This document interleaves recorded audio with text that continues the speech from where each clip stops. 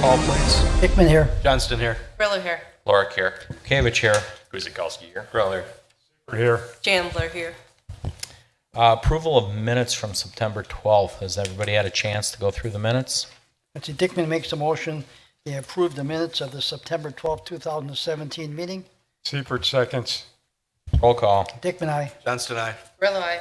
Lorick abstains. Kavich, aye. Guzikowski, aye. Griller. Seifert aye. Chandler aye. Significant Common Council actions. Carrie.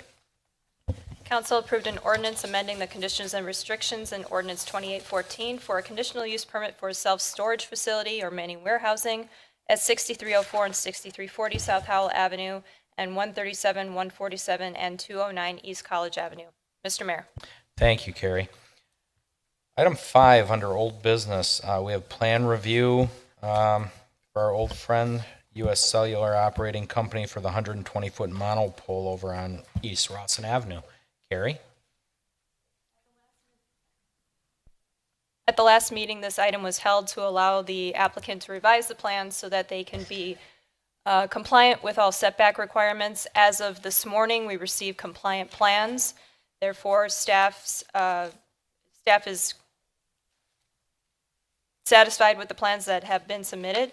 And if the Plan Commission is also satisfied, a suggested motion has been provided that the Plan Commission approves the site and building plans for the proposed wireless telecommunications pole and associated equipment on the property at 2330 East Rawson Avenue, subject to conditions 1 through 5. Mr. Mayor. Thank you, Carrie. Any last comments? Anything anyone's not understanding from 2 weeks ago when they were before us? Seeing none, motion?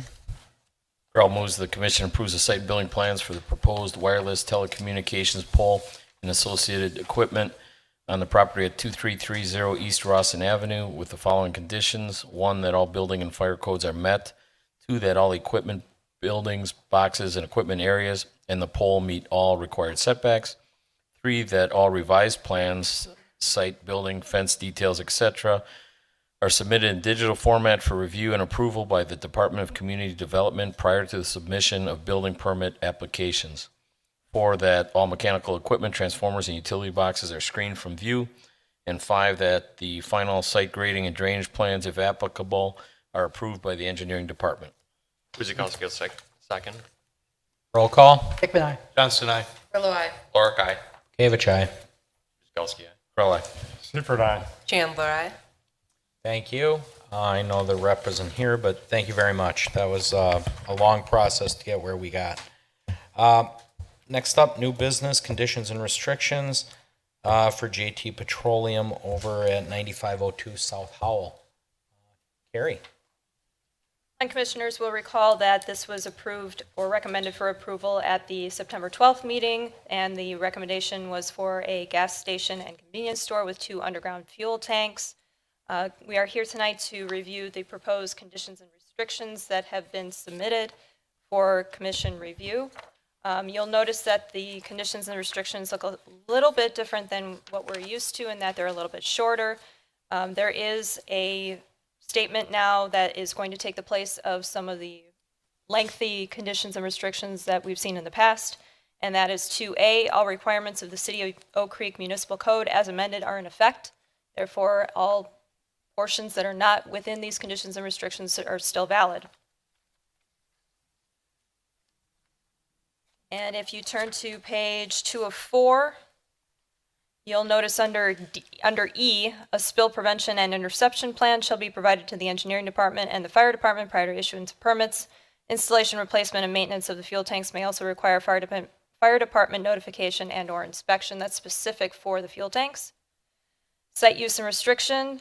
No outdoor storage or display of retail merchandise, equipment, supplies, fuel, or related items is allowed. No pole signs are allowed.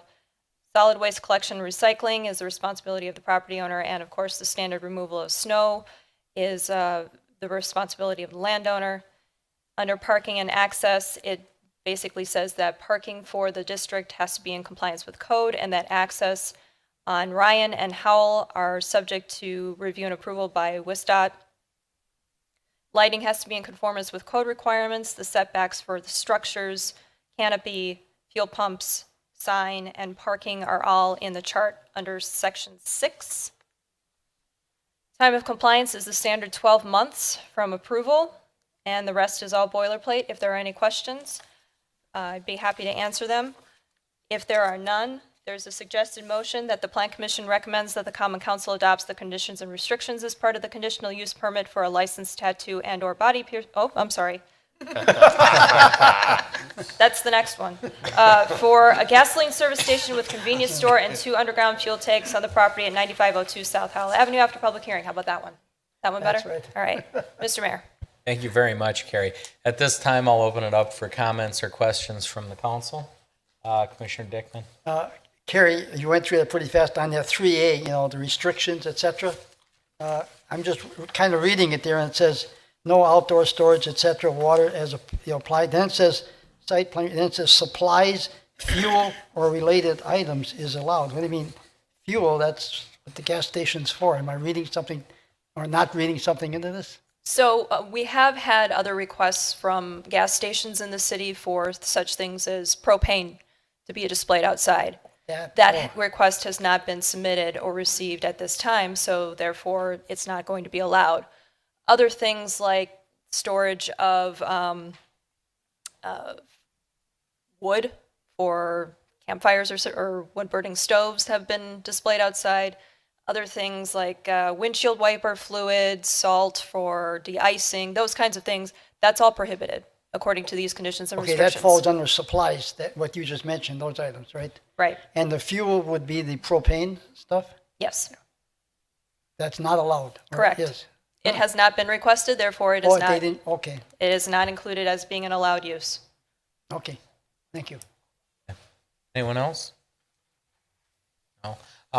My only question, Assistant Chief Kresick, everything on schedule, on par?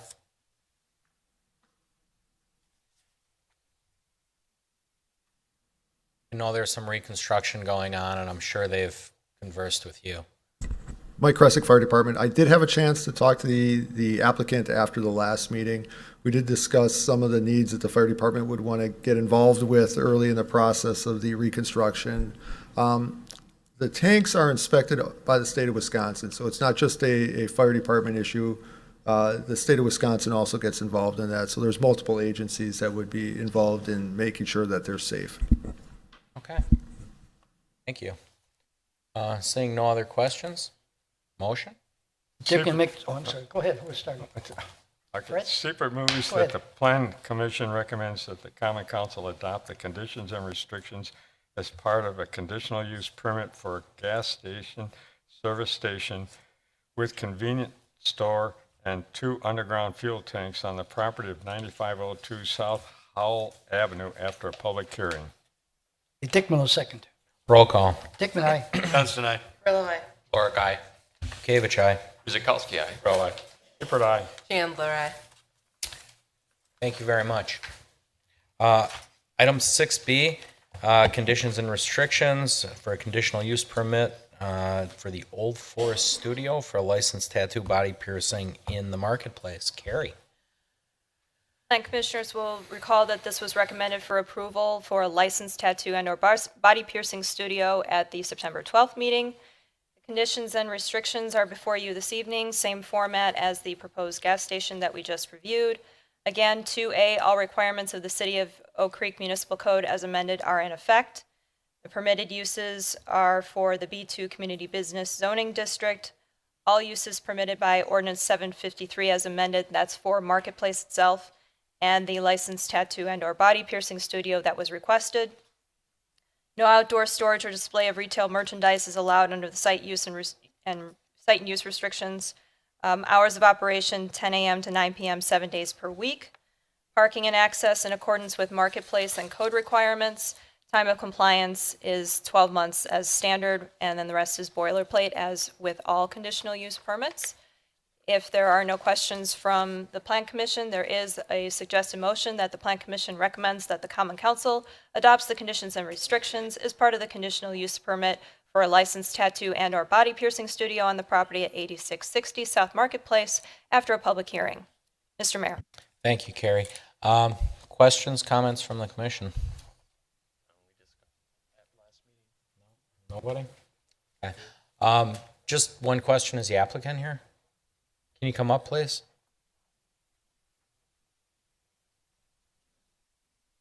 Welcome. Name and address, please, just for the record. Meredith Hall, 2648 North Farwell, Milwaukee, Wisconsin. Great. Have you contacted our health sanitarian for all the proper inspections and everything? Yep, I've been in contact. When this whole process started, I was in contact with Elizabeth Reuter, who has been on a medical leave. I believe she's coming back either today or tomorrow. So in her place, I've kind of been communicating with Jamie. Jamie. Jamie. We just call her Jamie. Okay. But yeah, so I had kind of forgotten about the third November 7th meeting after this one. So they volunteered. They can either do a little pre-inspection for me, things like that, to get the ball rolling. But I am already in talks with them to get the paperwork rolling as soon as the November 7th public hearing wraps up. Great. Just wanted to make sure you were aware of that. Yep. Okay. Thank you. Seeing nothing else, motion? You got something, Wally?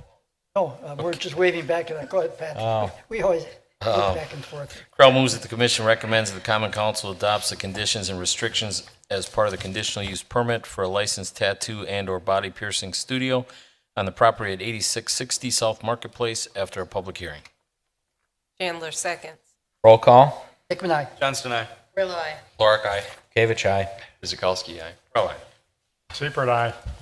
Chandler, aye. Great. Thank you very much. Good luck. Item 6C, another conditional use review for Olympic Real Estate Holdings for a conditional use on a freight yard terminal transshipping depot at 10450 South Oakview Parkway. Carrie. This is a request for this type of use within an existing multi-tenant industrial building in Oakview Business Park. It's at the north corner of the second loop of South Oakview Parkway. Don't know what that did. There we go. This is an existing site plan for the building. You'll see that there are parking stalls on the west for visitor and employee, and then truck parking and docks on the east side of the building. This is a 133,190 square foot building that was approved in 2016. Pilot Air Freight is looking to lease about 44,597 square feet of the building on the south end. In your staff report, it says that there would be 42 employees. We've just received information this morning that 22 would be on site at peak. Their hours are proposed to be 6:30 a.m. to 10 p.m. 7 days a week. A part of their lease space will be for office, and that's between 5,500 roughly and 7,400, depending on which size they go with, and the remaining would be for warehouse usage. Per municipal code requirements, warehousing parking is calculated at one stall for every 5,000 square feet of gross floor area, plus one stall per peak employee. And office space is one space for every 250 gross square feet, plus one space per employee at peak. So based on the information of 22 employees anticipated for pilot at peak hours, there would be a minimum of 52 to 59 parking stalls in a strict interpretation of the code if you're counting office space, warehouse space, plus the one per employee at peak. We've also received information that for the remainder of the building, they are anticipating a total of 3 tenants instead of 4. All would have the similar use to the proposed conditional use for pilot tonight. So this would apply for the entire building. The remaining tenants are anticipated to have 6 to 20 employees each at peak. So there's 116 between 116 and 118 parking stalls on the west that are available for the entire building, and then 40 truck stalls on the east with the loading dock areas, and it looks like 8 or 9 dock areas are designated for the pilot lease space. Per the information that was submitted with the application, pilot will also have 10 trailers and 8 box trucks, with 10 of these parked overnight in designated stalls. There is no outdoor storage requested for any of these uses. There is one trash enclosure that is existing on the east side in the dock area, actually in between the two dock areas, that will be used by all tenants. Although signs were not included as part of this, it's just a reminder that a sign plan for the entire building, since it is a multi-tenant building, will be required and must be submitted for review and approval by the Plan Commission prior to issuance of permits for any of the tenant signage.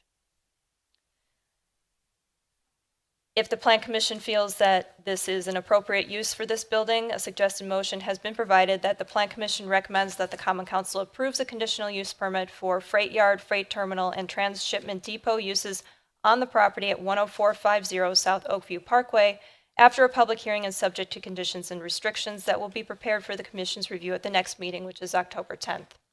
Mr. Mayor. Thank you. Thank you, Carrie. At this time, I think the applicant, you want to state something? I'll be very brief. First of all, Debbie Tomczyk, Reinhardt Burner. I'm here representing the owner. Thank you very much. As usual, Carrie did an outstanding job in preparing us and in providing information. First of all, we appreciate the opportunity to be able to get the conditional use for the entire building. This building was approved by you back in September of 2016.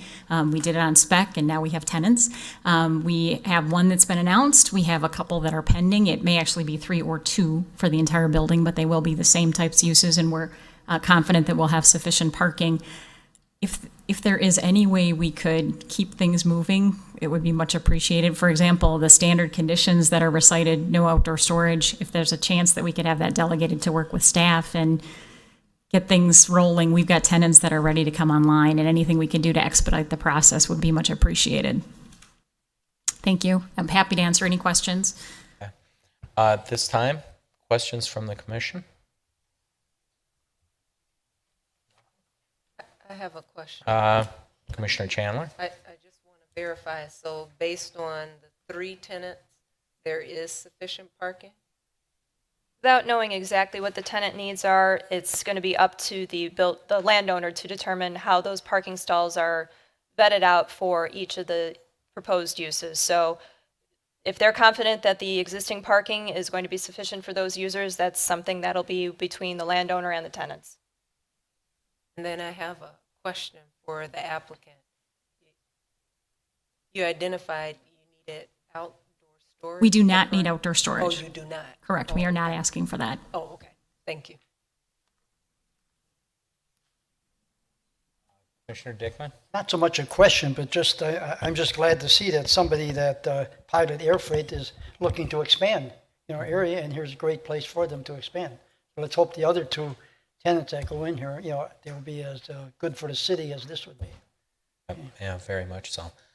Just to clarify, you wanted no outdoor storage? Because you applied for none, correct?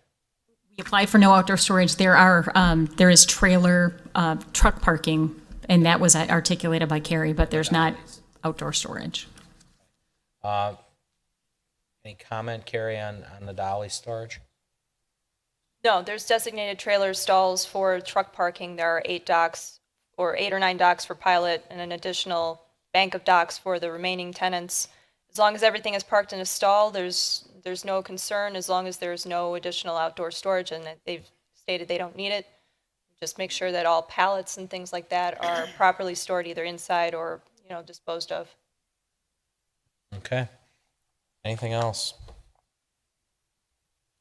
Carrie, the young lady was asking that could we speed things up or something. I don't know what, is there anything we can do, or we have to follow with the dates that we have on here? The dates for review are as stated. I just think that as long as we don't have any questions regarding the proposal, if there's no concerns regarding the parking, we can proceed to the next step without having to hold it. We received that additional information this morning that would allow us to address some of those concerns that were raised by staff in the staff report. Good, okay, good. That's good. Assistant Chief Kresick, nothing on the parking. You're good with your trucks and everything? Okay. Okay, seeing none, motion. Dickman makes a motion, the plan. No, Sorry, just something popped in my got head. something, Brian? Anything about the hours of operations? Hours of operation for Pilot, 6:30 to 10, 7 Is days a week. that adequate for the whole building? they could come in, somebody else, and ask if they Well, wanted nobody's to looking for change. 24-hour operations Yeah. out of the building. Right. so. And we Okay. could always address that at conditions and restrictions. Yeah. Okay. Okay. Go. Dickman makes a motion, Plan Commission recommends that the Common Council approves a conditional use permit for freight yard / freight terminal / transshipment depot uses on the property at 10450 South Oakview Parkway after a public hearing and subject to conditions and restrictions that will be prepared for the commission's review at the next meeting, which is October 10th of 2017. Seifert seconds. Roll call. Dickman, aye. Johnston, aye. Grillo, aye. Lorick, aye. Gavich, aye. Guzekowski, aye. Correll, aye. Seifert, aye. Chandler, aye. Good luck. Item 6D, plan review for site and building plans by Pastor Dean Noonan. Looks like Faith Baptist Church is looking to expand for a new school at the property at 8519 South 13th. Carrie?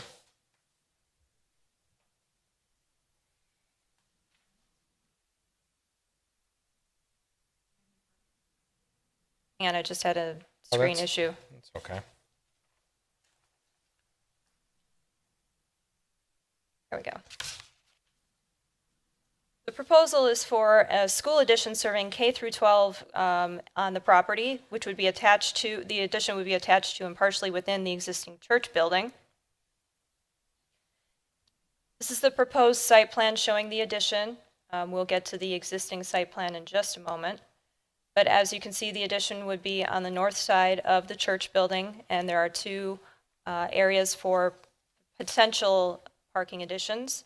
It's an 18,380 square foot addition that would include classrooms, offices, general assembly areas, a gymnasium with locker rooms, a kitchen and dining area, and storage areas.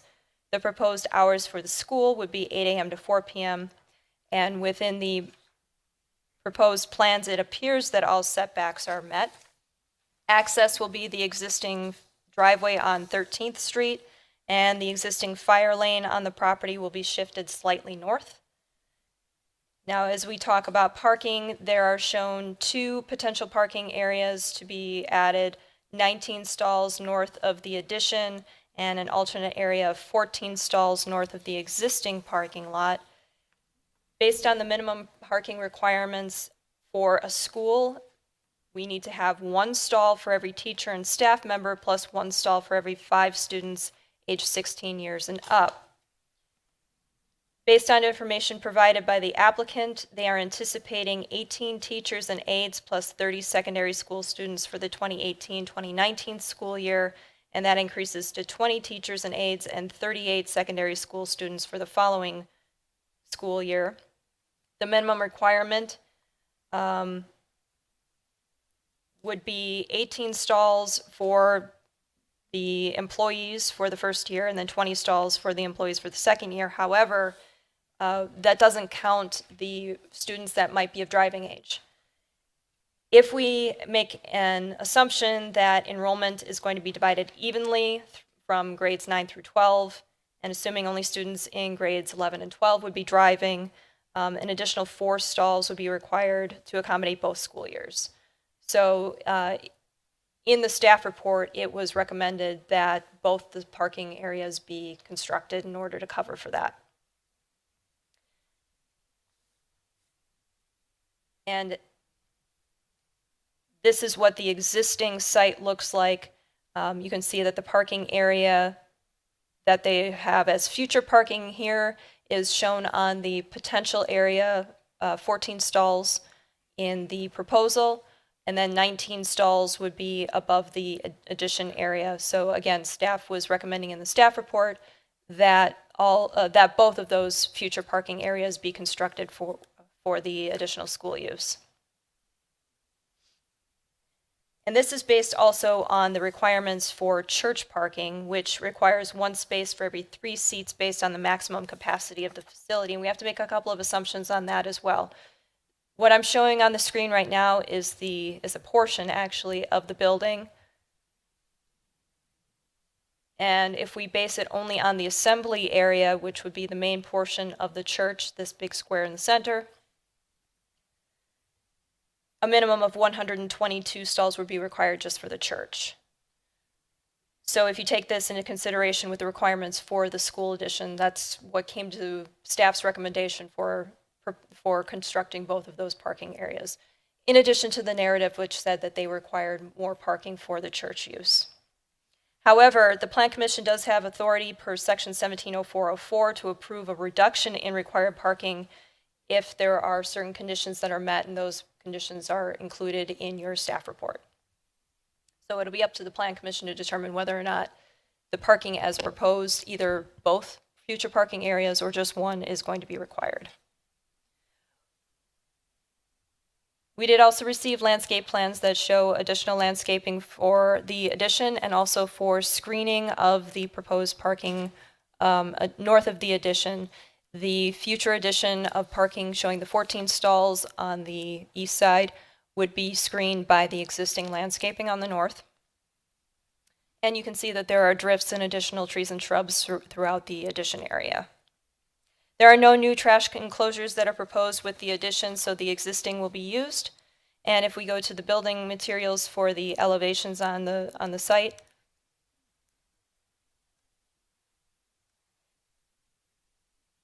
essentially the addition will be using a combination of brick and CMU base to match the existing building. So on the east elevation, this is an entry elevation to match basically what's on the building now. So it's a standard 4-inch brick, soldier course brick above the windows, CMU base, and then there's horizontal and vertical clapboard siding and metal panels for a portion of the east elevation. But again, the metal panels are mostly for the rear portion. It's basically the gymnasium that kind of pops up over that east elevation. And then if we look at the north,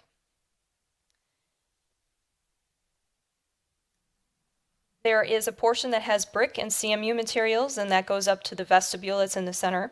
The vestibule itself will include windows, horizontal clapboard siding, and CMU base with doors on the east and west. The northwest portion is for the gymnasium, and that's where the metal panels come in.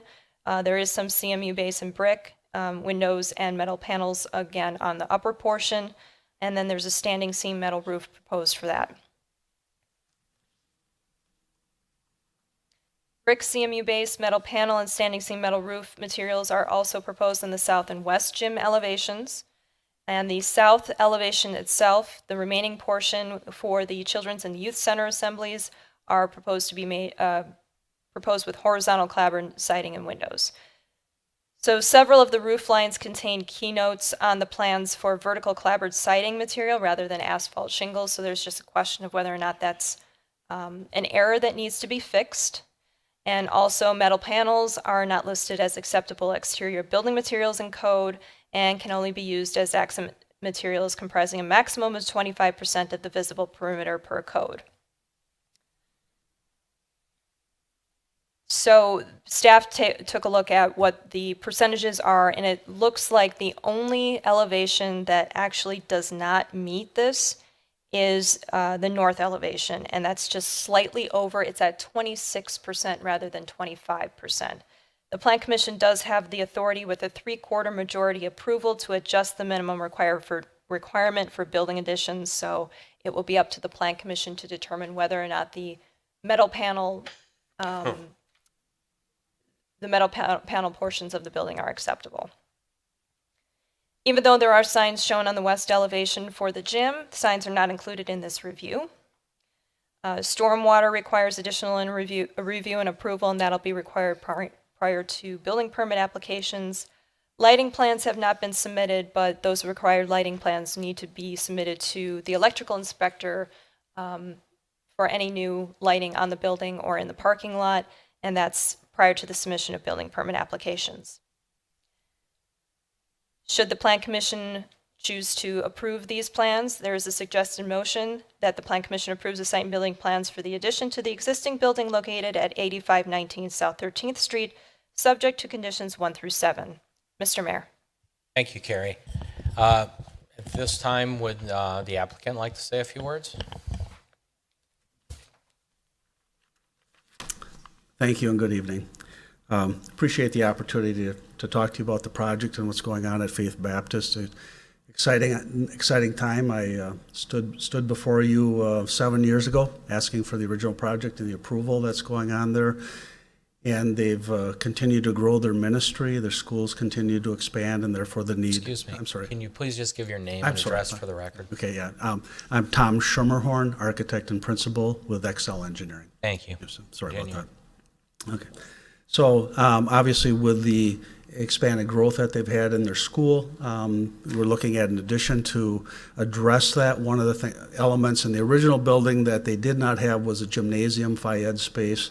Therefore, the need for the larger volume and space than they had in the original building, which was a little bit more low profile, but certainly with the gymnasium, we need more volume to accommodate that. Therefore, the portion of the building that's on the west side that encompasses the gymnasium, the kitchen, dining space, and that type of thing in that space. A couple of things regarding the letter from staff and so forth. Regarding the parking, and address that issue. The plan as proposed without the alternate parking has 134 parking spaces. And for the church use, the calculated requirement is 122. The school had 24 for calculation as far as what they need there. Those are non-simultaneous uses. The school is not in session at the same time that church is in session. So from a practical standpoint, the church and school don't feel that they need the additional alternate 14 parking spaces that are shown in the plan. So I think that's one thing to consider is to look at that. That's an alternate that if someday they grow and they need those additional spaces, those are readily obtainable to gain those spaces that are there. The other comments really revolved around the metal siding on the building as a secondary facade element on the building. And as was indicated, by calculation, when you look at each elevation, the north elevation was at 26% instead of 25%. Certainly, if that 1% is a make or break deal, we can adjust that facade and increase windows or do something to reduce that if that's felt to be a deal break in that particular item. We are looking to match the materials.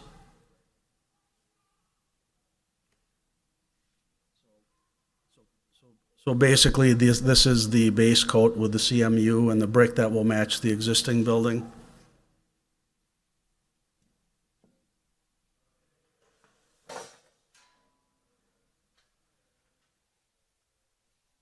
This would be the metal siding that would match. This is the same color as the siding that's on the rest of the building, so the colors match and are similar.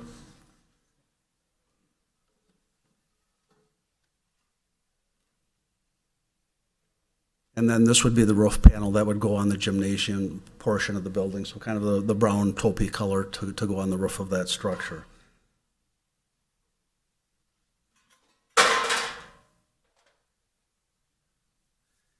So we've tried to maintain the same color palettes that's on the rest of the building and blend that together. We've tried to tuck this building in back behind the original building, so the visibility from 13th Street is limited as far as the gymnasium goes, so that there's only a couple hundred square feet of the metal panel that faces towards 13th Street. The other thing is on top of the school portion of the building, we have the roof that's still shingled, matches the existing, but then all the rooftop equipment and all the mechanical equipment sits kind of in that area so that that's fully screened from the street so that you would not see any of the utilities there. So I don't know if there's any questions or comments that you have that I could address at this point. Anybody have a question for the applicant? Fred? The students that you have at this coming school, is that just the members that you have at your church, or is that school going to be open to other Baptist church in the area? Yeah, regarding the students that are at the school, they are not just members of that church. They are members, and some of them come from the Milwaukee area into that school. So it's not just limited to your membership that you have? That's correct. It is for other people also. I have a couple questions. Sure. Regarding the students, I guess, is there bus service, or is this all going to be parent drop-offs? I'm going to ask Pastor to come up and address some of those things specifically, so if Pastor Noonan, maybe you could address that. We do have bus service. Name and address, please. Sorry. Dean Noonan, pastor of Faith Baptist Church. We do have bus service. We have a route that picks up 26 of our 86 students. And in regard to the north elevation one that doesn't quite meet the 25%, am I correct that there's a wooded tree line on the north of that side that kind of blocks that side of the building? That is correct. There is a wooded tree line that separates that to the school to the north. This addition doesn't go into that tree line. Correct. That's correct. Not for them, but for Carrie. Yeah, more Go Carrie. ahead, Warren. I want to ask Carrie a question. Oh, yeah, go ahead. On what you handed out originally, what they call a location map, it looks like off of Putes Road, it looks like there's a roadway going into the school site. Is that what's on the city's map, but they're not going to use that? Part of the officially mapped street pattern, they already have access off of 13th Street, so that's what they're proposing to use. So they're not, so that part will not be used, is what you're saying? Correct. Okay. And then also the fire, I don't know what they call it, the fire lane that goes around, that's being moved out. And now at the school, I guess I want to ask the fire department if they felt, there should be adequate space there. But, with the addition to the school, they got more space they have to take care of, if there's a fire or something.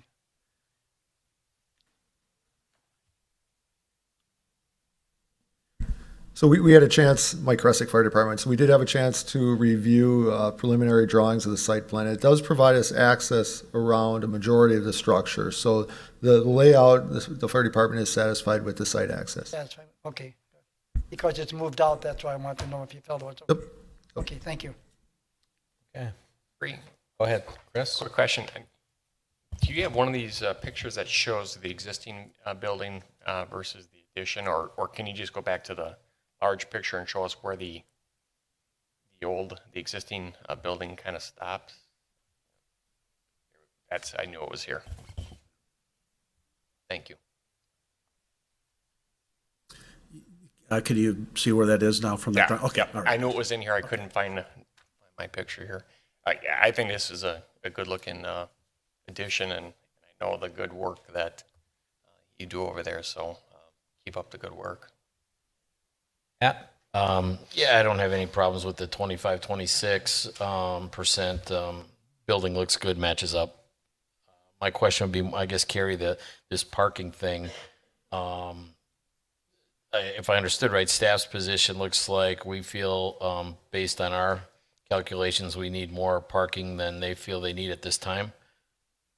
That was the initial assumption. However, there are those criteria within the code that allows the Plan Commission to make a modification to those requirements.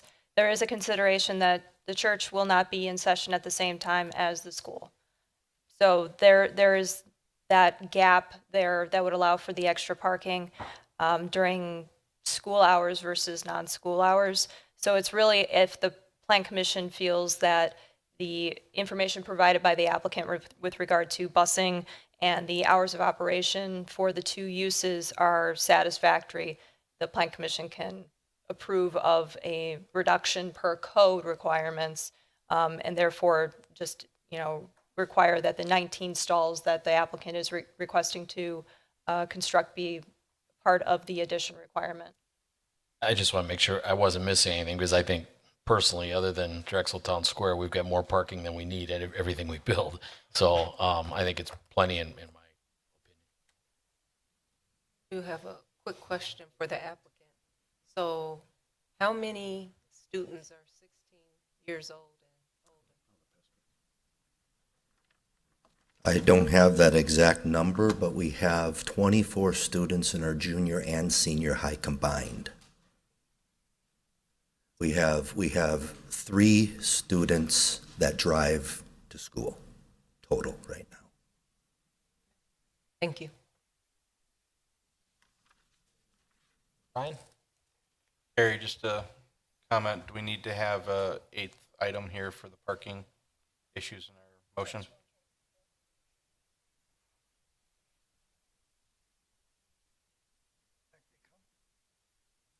I believe that if the Plan Commission wishes to have a requirement that the 19 parking stalls north of the addition be constructed at the time of the addition construction, and that the 14 future stalls remain future stalls, you can certainly have that as part of your condition. Otherwise, you'd be approving the site plan as proposed, which is showing 19 stalls to be constructed, 14 stalls as future. Yeah, it's covered. Anybody else? No, I guess I'll just put my 2 cents in. As far as the 1% goes on the north side, it's not a deal breaker. It's a nice looking building. It faces north. It's, that is not a big deal one way or the next. Mechanicals are obviously screened by the addition and the pitch shingled roof. As far as the parking goes, not opposed to putting it in. I guess I'd leave it to the commission's discretion. I guess I would say this. Hopefully you're in growth mode and you'll need that parking at some point in time, whether it's for graduations or just religious ceremonies that your congregation continues to grow. Might be a little cheaper to do it now than later, as long as you got everything ripped up, but not really a deal breaker for 14 spots. And keep in mind what the classes are now will change year to year as students graduate and new ones come on board and things like that. Yes. So just a point regarding the parking, that additional parking 14 stalls that's in the alternate, the stormwater and everything is set up to accommodate that, so that if those were added a year from now, 5 years from now, or whatever, the stormwater is already addressed with those. So it would be an easy addition. I guess that was another question. Are they still working? Is it adequate? Is this retainage pond large enough yet to handle? Well, it has to go through the engineering department for stormwater approvals, but I believe that those 14 future stalls were shown on the original plan as future stalls. The 19 stalls, there was a future addition, so it just needs to work within the stormwater calculations. So. Otherwise, great. We're growing again. Very good. Anybody else? Fred? Oh, looks good. Okay. Good, yeah. Motion. Correll moves the commission approves the site and building plans for the addition to the existing building located at 8519 South 13th Street with the following conditions. 1, that all building and fire codes are met. 2, that the exterior brick veneer meets the minimum 4-inch thick requirement per code. 3, that all revised plans, site building, landscaping, lighting details, elevations, etc. are submitted in digital format for review and approval by the Department of Community Development prior to the submission of building permit applications. 4, that all mechanical equipment, ground, building, and rooftop is screened from view. 5, that the final site grading, drainage, and stormwater management plans are approved by the engineering department. 6, that the final photometric and lighting plan is approved by the electrical inspector prior to the issuance of building permits. And 7, that all water and sewer utility connections are coordinated with the Oak Creek Water and Sewer Utility. Seifert seconds. Before I call roll call, I do have one resident that would like to make a statement. Sorry about that. Apologize for that. John Belkey, 8506 South 13th Street. I'm kitty corner from this. A couple concerns, and thank you for asking that question. With the tree line. Is it just a school being put up back there now, or is the church being brought more towards the north now? The church is going north on the addition, and it helps block the gymnasium. Okay, because on the paperwork that I got in the mail, it just said a new school. It didn't show anything about the church coming forward. I believe that's an entrance to the gymnasium. It's going to be connected to the church from what I can see in the prints, but it'll actually be the entrance to the gym, the main entrance to the gymnasium. Okay, because it was a little misleading because it said a school. Carrie had put it up there and highlighted it with an orange or a red square when Chris asked for the. Can I go back there, please? Yeah, I think she can throw it up quick enough. It actually is an extension of Existing building. Yeah. Okay, so it's an extension of it, because on the paperwork, it didn't show an extension. It just said the school. And I'm okay with the school. Maybe additional classrooms in there or administration in that, or is it just the vestibule? Oh, on the mic, please. the addition as you would see it from 13th Street as it goes to the north, the majority of that space there is classroom and administration space as an extension to the north end of the current building. And then behind that is the gym. The gymnasium. And the gentleman did say the tree line will stay, correct? Yes. Okay, my only other concern is the school is fine. All parochial churches need schools. Dan, there's a lot of traffic on 13th Street. You have this coming up now. You even said buses, correct? There is a bus that comes in, one bus. Okay, you got one bus. Now you got a school next to it. You know, you got land going up behind my house, and they want to come on 13th Street, right across the street from their place. That's a lot of construction for those kids to be walking around there. It very much isn't. And actually, it's a great point you bring up, John, because we do have traffic concerns on 13th at the middle school with the crosswalk that really seriously need to be addressed between the school district, the county, and possibly the city. So it's not a concern we haven't thought about, but keep in mind, you know as well as anybody, that's County Highway V. It is slated to be reconstructed sometime in our lifetime. I don't exactly know when, but After I die, I hope. don't say that. Be with us a long time. But they're going to have to do their traffic impact analysis, and really the best person to speak to that is probably Brian. Because there's kids that walk from that school. Yes. They cut across that field. But I think And it it's is- more of a problem with the existing public school with everyone in the community Yes. versus what they're going to use, and their students probably filtering out greater Theirs distances. is just going to add a little bit more to it. Correct, plus- but I don't think any more than the size of our public middle school growing as it happens. I think it's No, a bigger but- issue, but point well taken. Another school, more traffic for construction. They want to go around there. It's just kids need to be safe Right. out there. I think in time, that stretch is supposed to be 4 lanes also. But there's already a bus, I thought, I've already seen a bus running, so it's the bus has already been there and it's already been in use, so they do it every day. I see it every day in my house, but there's a lot of kids. You got to be careful of the kids. That's all. I want. Valid point. I appreciate it. We had a second, so roll call. Hickman, aye. Johnston, aye. Grillo, aye. Clark, aye. Kavich, aye. Guzikowski. Corral, aye. Seifert, aye. Mulder, aye. Thank you.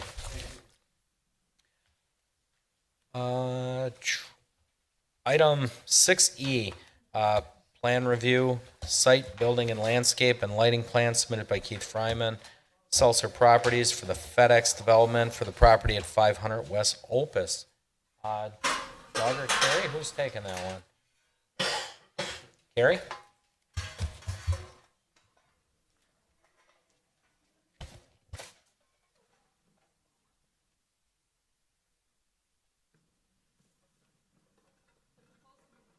The proposal before the Plan Commission tonight is for the site building and architectural landscaping, lighting, plan review for the proposed FedEx freight facility. You'll recall that the conditional use permit for the freight terminal facility with 2 underground fuel storage tanks in excess of 5,000 gallons and outdoor storage of dolly equipment was approved by the Common Council on March 7th, 2017.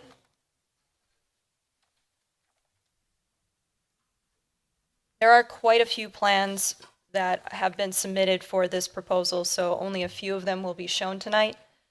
Approximately 53,855 square feet of truck docks, 9,990 square feet of office, 2 1,880 square foot break room pods, and 1 3,550 square foot dispatch pod are proposed in the main building. There is 104 square foot prefabricated steel guard shack with 6-inch overhang on the north and roughly 4-foot canopy on the east that's proposed in the entrance portion of the main parking area. There's a separate 14,138 square foot maintenance building and a 192 square foot lube shed under a 3,000 square foot fuel canopy on the west side of the property. Future additions to the buildings for the dock and maintenance buildings are on the plans for future reference. And from the proposed plans, it does appear that these structures meet all setback requirements. On the screen right now is the general site plan. Unfortunately, the The shading showing the different concrete areas is making it a little bit difficult to read. However, the largest proposed building is the dock and office area. The proposed maintenance building is again on the west side, along with the lube shed. This is the northwest corner of the property, showing the extension of the dock area and the maintenance and lube area. This is shown for the future parking areas and the emergency access to Oakwood Road. This is the northeast corner of the property. It does show the existing building. You can't really see it, but there is a small circle here for the guard shack. There's a future addition that doesn't really show up very well on the screen, but that would be to the east of the existing proposal for the dock building, and parking on the perimeter here. This is showing the connection, the intersection of Opus and Oakwood. And again, we're back to the original proposal for the site plan. As well as the future building additions, there are future parking areas shown. Per the conditions and restrictions, the minimum requirement for manufacturing, processing, and fabrication operations is 1 stall per employee at peak shift. 315 employees roughly are anticipated at full build-out, and total employee numbers have been provided in your packet. That was from the original conditional use approval review. The parking area along West Opus Drive is the main area that will have parking for employees and visitors. So I will zoom into that area so we can see that a little bit better.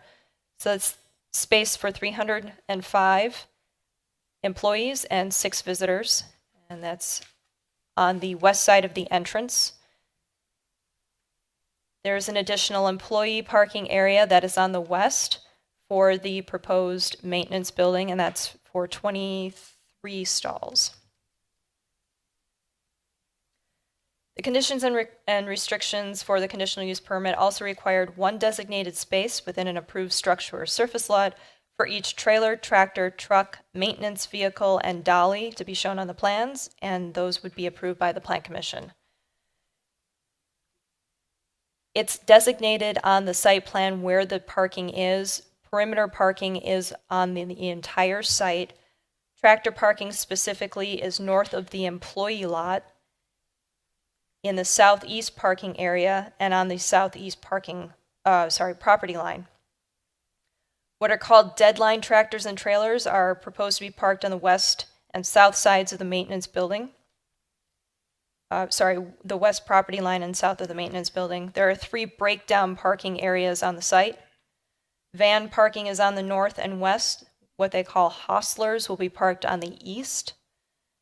The pup and dolly parking areas are throughout the site. However, some areas do not have dedicated stalls depicted.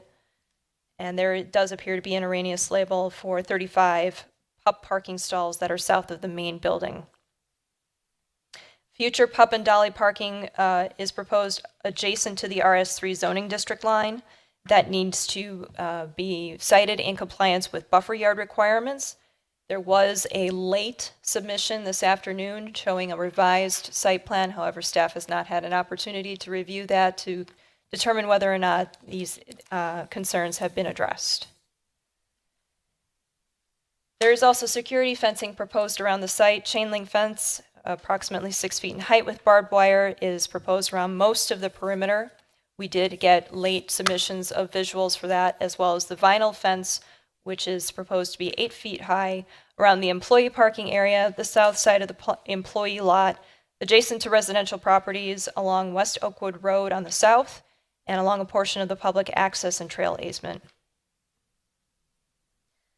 Per section 170502 sub D, the Plan Commission has the authority to determine the required opacity of security fences. There are retaining walls that are being proposed. However, we do not have details at this point. They are on the northwest corner, along the north property line, and along the east property line. And any retaining walls in excess of 4 feet in height must be designed by a professional engineer in conformance with code, and details, like I said, are forthcoming. We've been informed that they are going to be engineered. Sign locations and details have been submitted, however, they are not included as part of this review. We will determine whether or not there will be additional reviews needed, or if they can just go forward with permit applications. There is a 20-foot wide public access and trail easement on the west as required by the conditional use permit, and you will recall that it starts at Oakwood and goes up the west side of the property.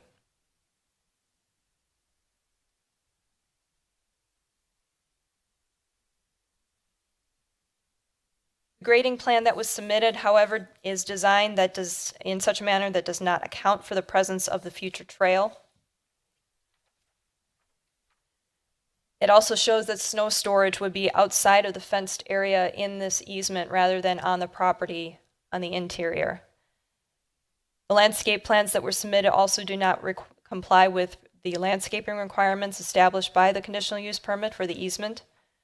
And while the likelihood of the trail connection occurring in this area in the foreseeable future is potentially questionable, the plans do need to reflect that the barriers for construction and use are removed.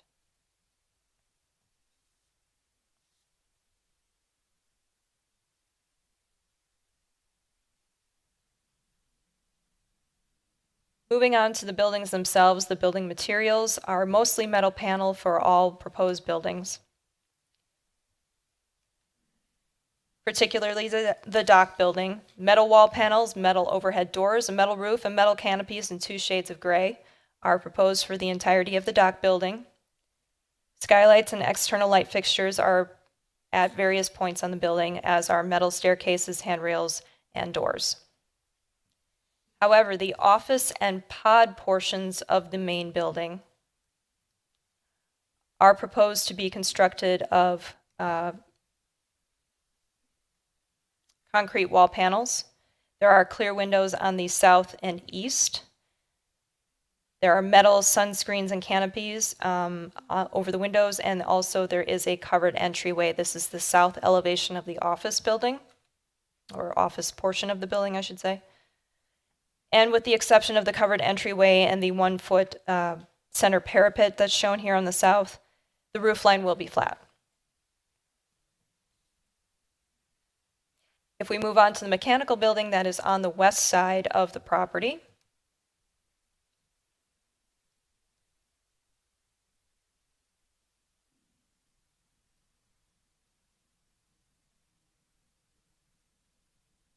all right, there are quite a few plans, just trying to get there.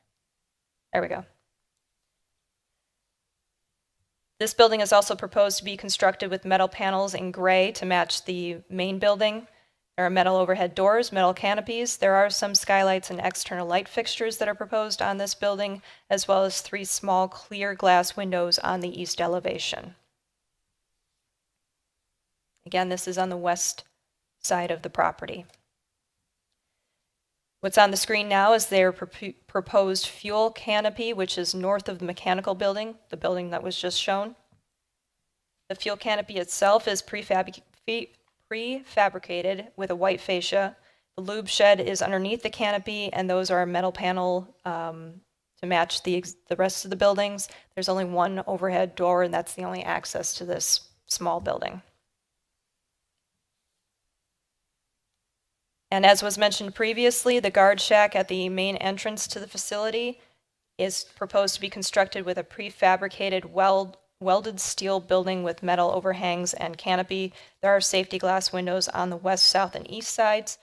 Per the email that was received late this afternoon, they are willing to put some brick on the guardhouse, but the maintenance building they are still proposing to be constructed with all metal panels. Metal panels, however, are not listed as acceptable exterior building materials in code, and it can only be used as accent materials comprising a maximum of 25% of the visible perimeter. There's no provision in code that makes exceptions to the acceptable exterior building material requirements for increased setbacks. Additionally, code requires the facade of a manufacturing building to be finished with an aesthetically pleasing material with 75% minimum of the visible perimeter to be finished with an acceptable glass, brick, or decorative masonry material. And while Opus Drive is not a heavily traveled street, it is still a public street from which the visible perimeter is measured. Therefore, all portions of all structures within the visible perimeter of Opus Drive and Oakwood Road are required to meet the minimum building requirements per code for the visible perimeter. While staff recognizes the operational needs of the business, several opportunities exist within the proposal to meet code requirements without compromising those needs.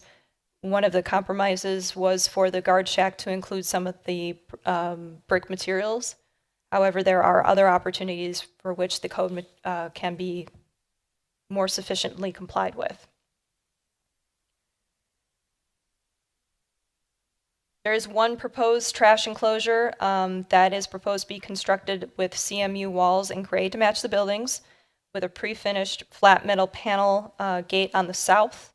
That is on the south side of the mechanical building on the west side of the property. There's one trash compactor that is proposed to be in the loading dock bays. It won't be seen from the road. Landscaping plans have been submitted. However, there are going to be revisions that will be required. There will be no landscaping on the east or north property lines. Both engineering department requirements and comments and the water and sewer utility comments were provided to the applicant. Some of those were included in the staff report regarding the intersection requirements, etc. As of writing the report and as of this report right now, resolutions to both of those concerns were in progress. And lighting plans have also been submitted. However, we just need to ensure that per the conditions and restrictions, the lighting plans show parking lot light poles at a maximum height of 25 feet as measured from grade. Based on what I've seen from the lighting plans that were submitted, a maximum height was not specified in the plans. However, there was a spec that was included, and it's not clear whether or not that includes the 25-foot maximum height. At this point, I'd like to turn it over to the director for some comments regarding the proposal and for the information that was received late this afternoon. Thanks, Carrie. Doug Seymour, Director of Community Development. And as we've gone through the evolution of this project, certainly it's a major project, and through the kind of the negotiation of the conditional use permit, there were certain things that we were appreciative of the applicant working through. One of those being the trail and pedestrian easement along the west side of the property line. And if you'll recall, this was shown on the city's park and open space plan as a trail connection. And you'll ask yourself, well, what is this connecting to? And the answer is right now, nothing. But I think that as is the case with a longer term plan like that, when these things are developed in segments, at some point in time, they all come together.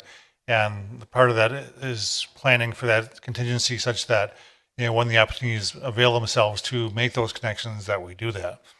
Now, the conditions and restrictions did not require physical construction of that, but they did require the provision of a 20-foot easement. And that has been provided per the site plans. The one thing which does concern staff, there's actually two things, is that the proposed grading of the site really complicates and then sometimes, and at least from this layman's perspective, makes it more costly for the city to come in at a later point and install that bike trail. I think the side slopes of, and I'll defer to Brian on this, but it looks like there's a 3-to-1 side slope on that that graded edge within the easement, and as you can imagine, probably not really good for a bike or ped trail. So while we certainly don't look to have FedEx construct that trail, we certainly, by the same token, don't wish for them to impede the future construction of that trail through their grading plan. So it is staff's recommendation through the site planning process that we take a closer look at that and such that that easement be left in or made to be in a condition that would be conducive for the provision of those facilities within that trail easement. Second thing, and it's a minor topic, but they do show snow storage within the easement, and the easement is for pedestrian access, bike access, and we would not allow for the storage of snow within that easement. I know that there are discussions to be had around the location of that easement and the grades, and I'm happy to entertain those. But that is something that was put forward to the applicant. The applicant has since, again, in that same email this afternoon, made a proposal with respect to landscaping and some deferred landscaping of that site, and in some cases, kind of doing some payment in lieu of landscaping the entirety of that easement area. But to date, I have not seen anything that would suggest that the changes that they're making to the grades on that site as part of their grading plan are conducive towards the long-term establishment of pedestrian and bike trail facilities on that easement.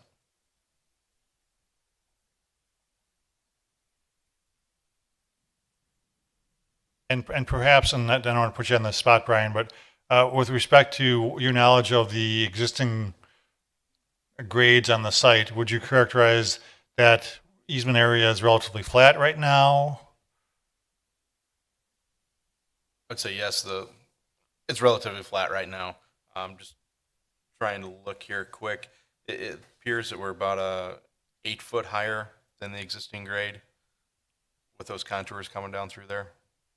So that's a significant slope that's coming down through there. It would be very difficult to accommodate a trail.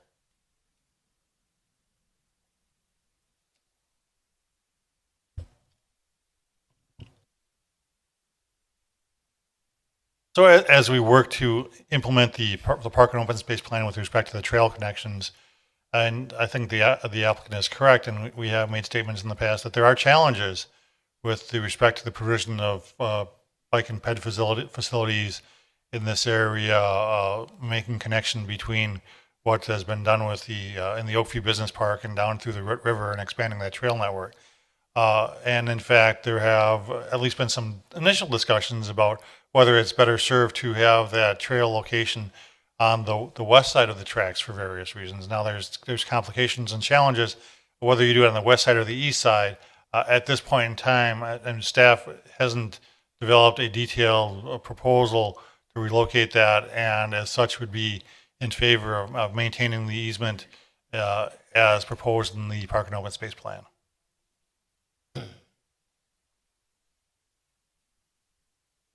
That it, Doug? Okay, thank you. Applicant want to say a few things before we turn it over to the commission? Yes, we would if that's okay, Mr. Mayor. Members of the Plan Commission, I'm Brian Randall with Freebert Finnerty and St. John, 330 East Kilbourne Avenue in Milwaukee, here on behalf of the applicant, and I actually have a short slideshow, if that'd be okay to show. Someone else left their plans up here.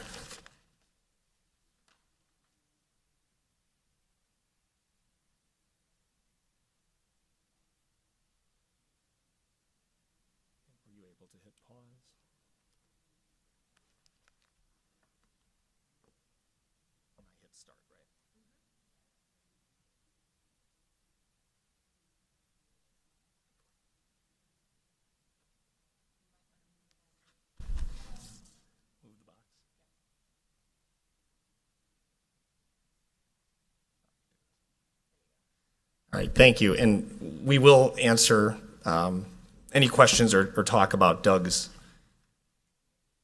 statements, which we've appreciated working with staff on this. So first order of business, in our second row, we have a crew of design professionals and a very exciting project. You may remember I haven't gone anywhere. I was here earlier this year with the FedEx project, and very excited that with this application before you and with its approval, this project is shovel ready, and they are collecting bids, and they would like to be under construction this year because it is a priority project for FedEx.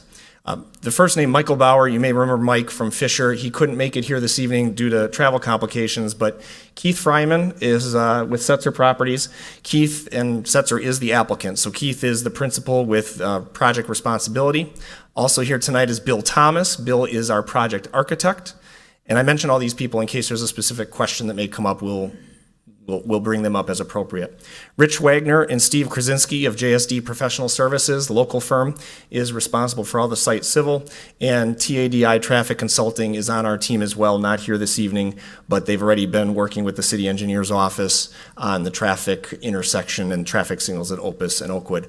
Real quick, this is a slide. The content was 2 slides last time. I just kept it all the same, gives you the particulars. For our phase 1, what we're proposing tonight is 115,000 square foot with the expansion area in the future and 158 dock doors, and that again is expandable. We're still at a $29 million cost, although with what I know about construction costs these days, that's probably creeping up a little bit. We have 192 jobs at phase 1 with a $7 million payroll for FedEx. The breakdown is 130 full-time, 20 to 28 bucks an hour part-time. We're going to have 62 on site. These all are important and they coincide, as Carrie pointed out, the parking requirements and where we have to park all these people. Management have slightly higher salaries. This I just kept in there for reference. This was our original site plan, conceptual that we showed, and it just showed some of the perimeter landscaping feedback we had from city staff. If the Plan Commission remembers, we had a neighborhood meeting in that really nice room across the way, had a lot of feedback from some of the neighbors, and so this plan we've been able to enhance and show, and I agree with Carrie, it's tough with that dark cross-hatching. We do have 11 by 17 paper copies of this, so I don't know what was in your packet. Doug has them if anyone would prefer to look at those. The site plan I don't think is as important, and it's certainly not as readable as is the landscaping plan. And I point to the landscaping plan, good, my cursor does show up. One of the things, and frankly, to give you a big picture overview, we can work with all the staff conditions except for 1 or 2 tweaks that I'll present at the very end. But staff did a really good job, I think, of referencing that landscaping plans must be compliant with the CUP and the conditions and restrictions. One area that, for example, we didn't have, hopefully my cursor shows up, on the first submission, August 29th, was right along in here. That landscaping, which is adjacent to residential, was missing on our first go-around. Maybe you saw that in your packets.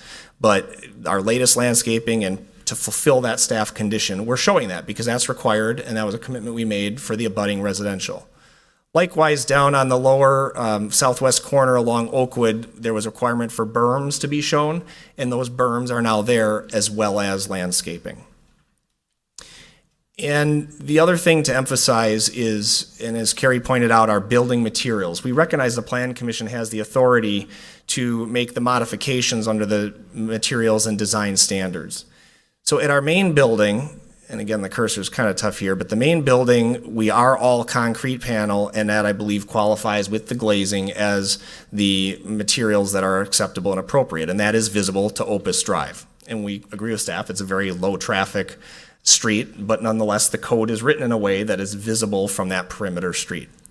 But if you notice on the landscaping plan surrounding that main building, we have substantial landscaping into our site on the perimeter of that building, but also along Opus Drive and outside of the parking lots. And we have interior parking lot landscaping. So our approach has been to really deal with the frontages or the exterior of the site, because it's a large site, 48 acres, and the visibility to get in 300 feet to really see these buildings, they're tough to see, but we still have at that main office the required materials anyway. So when it comes to the guardhouse, that staff put that as a condition and suggested we address that, that's right here in the middle, we are committing this evening, and we would ask that you make the condition that that would be the standard material. We'll be doing that in brick. But as it relates to the maintenance shed, which is all the way over here on the west, what you're talking about is the dead-end Opus Drive with the circular pattern. You have our private drive that'll continue to the west. We have a wetlands, and then we have a landscaped employee parking lot before you can even see, and I question whether you can even see it from the public right-of-way.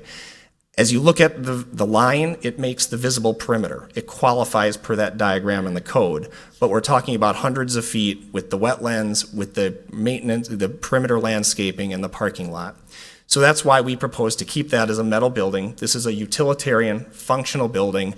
We're not trying to impress anybody with this M1 zoning interior yard facility. As it relates to the office and the landscaping, we are trying to impress and make sure we compensate for that, which is the requirement under your code. Staff did correctly mention we really don't have landscaping on the east property line, and on the north, those abut M1 zoning. Those are other, one is, the north is a vacant use, but we certainly expect and we would hope for the city's tax base that that will be developed someday. M1 is the zoning, that would be great, and to our east, we also have a facility that I believe is M1. So that kind of orients everyone to the site. I'll come back to this in a minute. As far as though the design materials, and we submitted a write-up on that, we recognize that we need a modification from the Plan Commission on that, but we have, again, shown the office building is the required materials. We have really the rest of the building, which are dock doors, and it's a trucking facility. And then we have the maintenance building on the far west that we propose that remain just the metal, but that we've compensated that with landscaping. There was a question of fencing, and I know staff was busy, as were we, so I think when I had the request for the visuals of the fencing, it's always been in our plans. We have 3 different kinds, but I think it was Friday that request came in, so we wanted to make sure that was available to the Plan Commission tonight. We have, on the upper left, is a privacy fence, which, if you remember, is opposite our exit driveway. Here comes my cursor. So I want to say 80 feet, Steve? What's the length of that? It's an 8-foot fence that is along, and we actually own property on the south of Opus Drive, and we will put that privacy fence on that side so that the residential neighbors to the south do not have any truck headlights coming in as they come out our driveway. 165 feet in fence length to buffer those properties. The other type of fence is pictured here. It's a vinyl coated fence, so it's chain link, but it's vinyl coated. And that's what we propose to use around this southwest corner area, which does abut or is across the street from the residential areas. The conditions and restrictions do not allow us to have barbed wire, and so that fence is an 8-foot fence, but it is vinyl coated, again, to be more aesthetically pleasing with the landscaping in front of that as we are down in that area. And then finally, and I know we presented on this, the first picture is a little smaller. I think that's an actual facility fence, but it was kind of grainy, so I jumped online and I just grabbed a screenshot of an 8-foot chain link fence with a foot of barbed wire along the top. This is it's a facility filled with freight, a lot of equipment. FedEx takes safety and security very seriously. So their standard is to have entirely barbed wire, but per the conditions and restrictions, we don't have the barbed wire along the residential. And of course, we have that privacy fence. But so to the extent you needed to see a visual of a barbed wire fence, that's what we have. So, and again, we're happy to take questions. What we have, I think, are really 3 issues, 3 changes, and I have a handout with all the staff conditions. But the first is, and I maybe overlooked this, and as Doug pointed out, we want this one. The conditions and restrictions require us to landscape outside of our fence along the bike trail easement, a future bike trail certainly. So, and if I were to zoom in, you can see there are 5 shrubs plus 1 tree for every 35 feet along that west side of our property, to a point where the grades become challenging. And so our idea in that regard is certainly we could keep going north and plant the landscaping, but we've been working with our landscape architect and the city forester. We know the value of going forward. So our suggestion would be to deposit that value into a fund. If the city makes it an escrow for the future of that trail, or they have a better park or rec or other use for planting trees somewhere else, that's fine.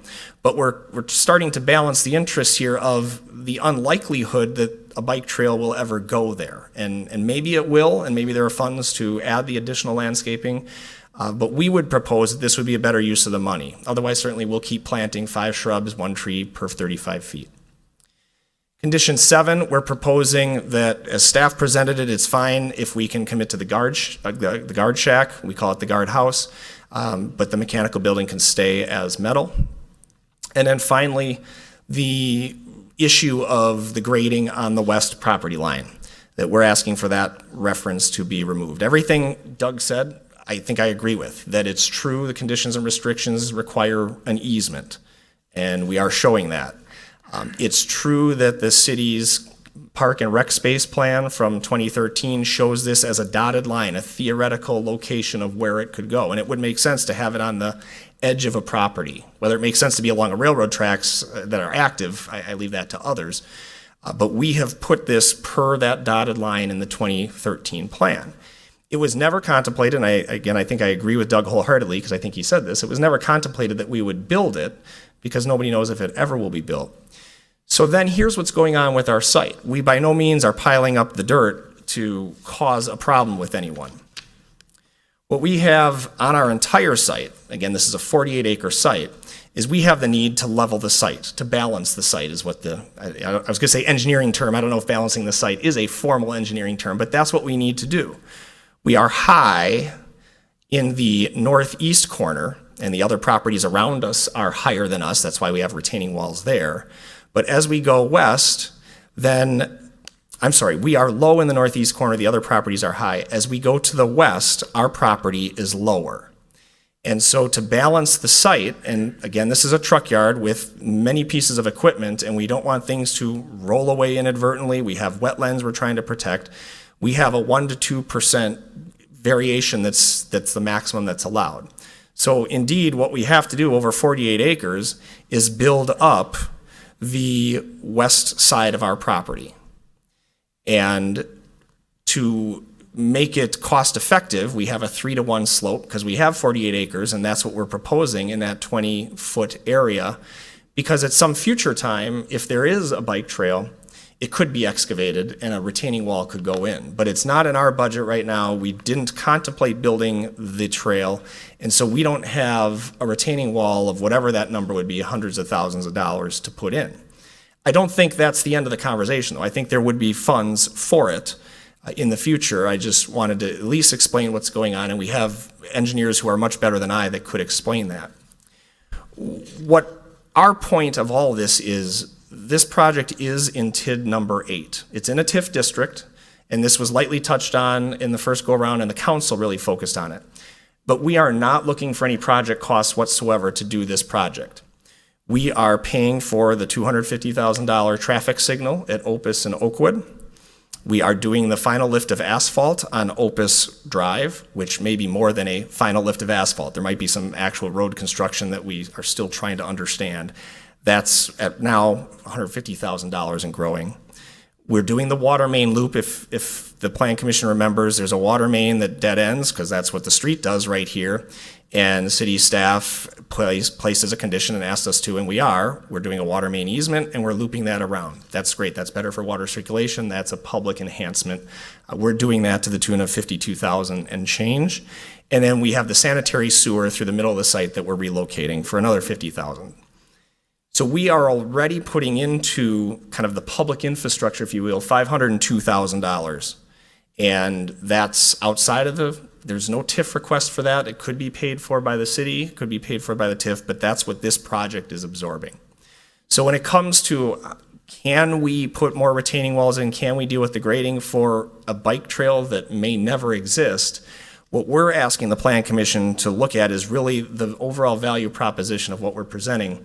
And most importantly, the fact is we're in a TIF district. So the incremental value that goes in when this facility starts paying its taxes, and I'm telling you that they want to be under construction now, meaning even January 1 of 2018, there's going to be incremental value already on site, and there would be a transactional value as well. The city will have funds coming in that if it needs to earmark some of those funds out of this TIF district, it may have funds to deal with the future bike trail and maybe a retaining wall. Or as Mr. Seymour said, a new location on the west side of the railroad tracks. TIF district funds are allowed to be spent within a half mile of the district boundaries. And therefore, even if the boundary stops at the railroad tracks, that could be a project cost under the TIF district. So I think there are solutions here. The solution that staff has recommended of just we take care of that issue for a bike trail that may never happen, and I appreciate staff being honest about that. That's where, after spending $502,000 on these other things and delivering $29 million of value to the city, that we're not able to able to add to that.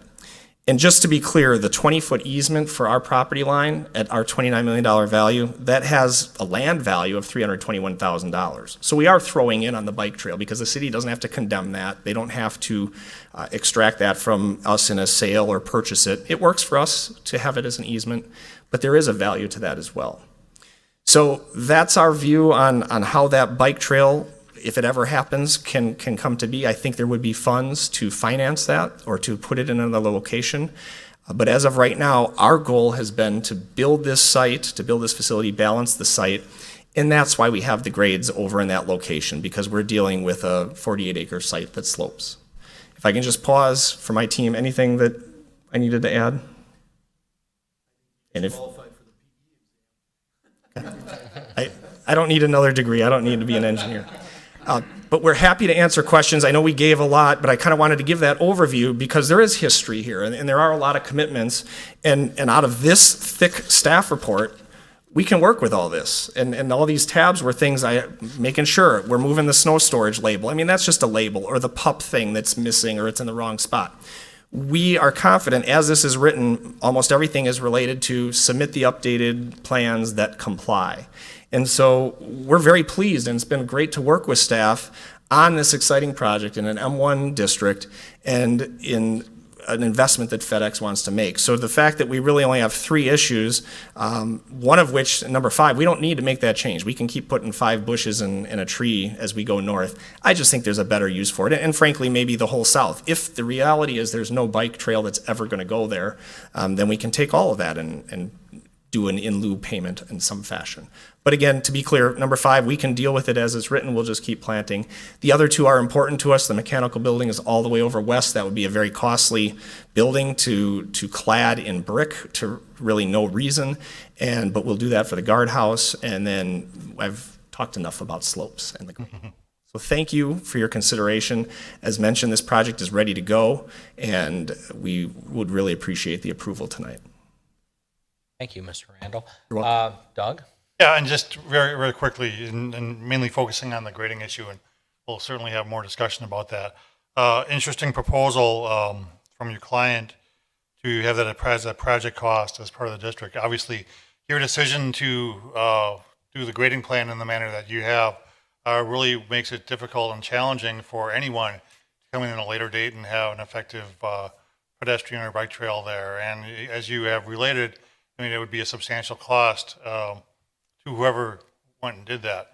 Now, if we were to establish that as a project cost, and given your proposal to do so, I think it would be appropriate that if we were to include it as a project cost, because it was your decision, your client's decision to do the grading plan in such a manner that really made it necessary to have that, I'd say, extraordinary future cost for excavation and possibly retaining walls. And because you, by your own client's admission, are proposing a $29 million facility, we know that the assessed value is going to be less than that. And if, for example, your client was willing to entertain a minimum assessed value that would cover the additional cost or potential future cost of the city to re-excavate and provide that bike trail, I think that's one way we could proceed, as you have indicated.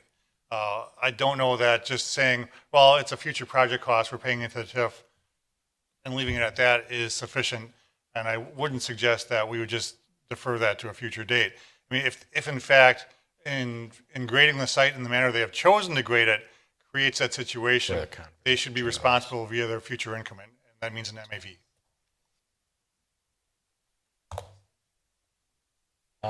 That it, Doug? For now. Okay, thank you. We'll open it up to the commission. Questions, comments? Commissioner Chandler, you want to start? Yep, I'll start. I have a question for the applicant. I'll start, but I certainly will not hesitate to bring one of the PEs up if needed. Okay, so I want to make sure I understand. So the landscaping requirements are not being met? No, I believe they're being exceeded, and I haven't talked to the city forester, but JSD has. When I spoke about landscaping, I was pointing that out because we need to compensate for the metal buildings and the design elements. But I believe the staff report indicates landscaping is appropriate, especially now, and I know Gary indicated it would be still subject to the review, but where we abut, and you all have a packet, so you could look at your packets and look, the first version, August 29th plan set did not have the landscaping there. I think Mr. Leisher, I didn't know if he was here tonight, but I know he was a concerned citizen the first go around, and that was a requirement. It's adjacent to residential, we're M1, so we have to have landscaping there, and we're showing that. I don't think we have trees in that location because that's where the water main easement is, and the water utility has a restriction on trees, but we have shrubs and we have the landscaping, and then we have the non-barbed wire fence. We also have landscaping all around, and I apologize, I should use a pointer, but this is the retaining pond or stormwater as it's labeled, but the landscaping here abuts that residential, swings the corner, goes to the south out to Oakwood Road, and then we have more road robust landscaping on top of the berm. Berms in the southwest corner were a requirement. So, and maybe to further clarify though, the only place where we don't have landscaping per the conditions and restrictions is this north extension of the future bike trail. If you look at this plan, I just have to bring up my finger, I guess, once in a while. Our 5 bushes and 1 tree for every 35 feet end about halfway up. Somehow I lost it. There it is. Right here is where the 5 bushes and 5 bushes and 1 tree per 35 feet end. The conditions and restrictions, and we're admitting this to you, they say we have to go all along that 20-foot trail easement for the future trail as a buffer to the truck yard that's on the inside. As given the grades and what we're talking about, we propose not to install that, but it's really not because of the grades. And I guess let me be clear. The trail can't go in because of the grades. My understanding is the trail may never go in. It's a dotted line on a map, and it doesn't connect to anything, and it may go in. I don't know if the city has appropriated funds otherwise for this trail or any trails, but I get why it was an issue and an opportunity, and it's on the map. So we have an easement dedicated for the future trail. It could be accommodated with the condition and restriction that we committed to, but the landscaping, the only landscaping that's missing would be on the north leg of that, and we'll put it in if that's what's required, but we submit that maybe just a payment in lieu would be a better use of those funds. And based on that, Carrie, I have a question in regards to what was proposed for item 5. I haven't seen anything like this before. So where there's a fund for the city, is that common? To have a pilot like that? No. Doug, Carrie, you want to comment I on wouldn't that? characterize it as common. I think that under certain circumstances, it may be appropriate. Not standard operating procedure, though.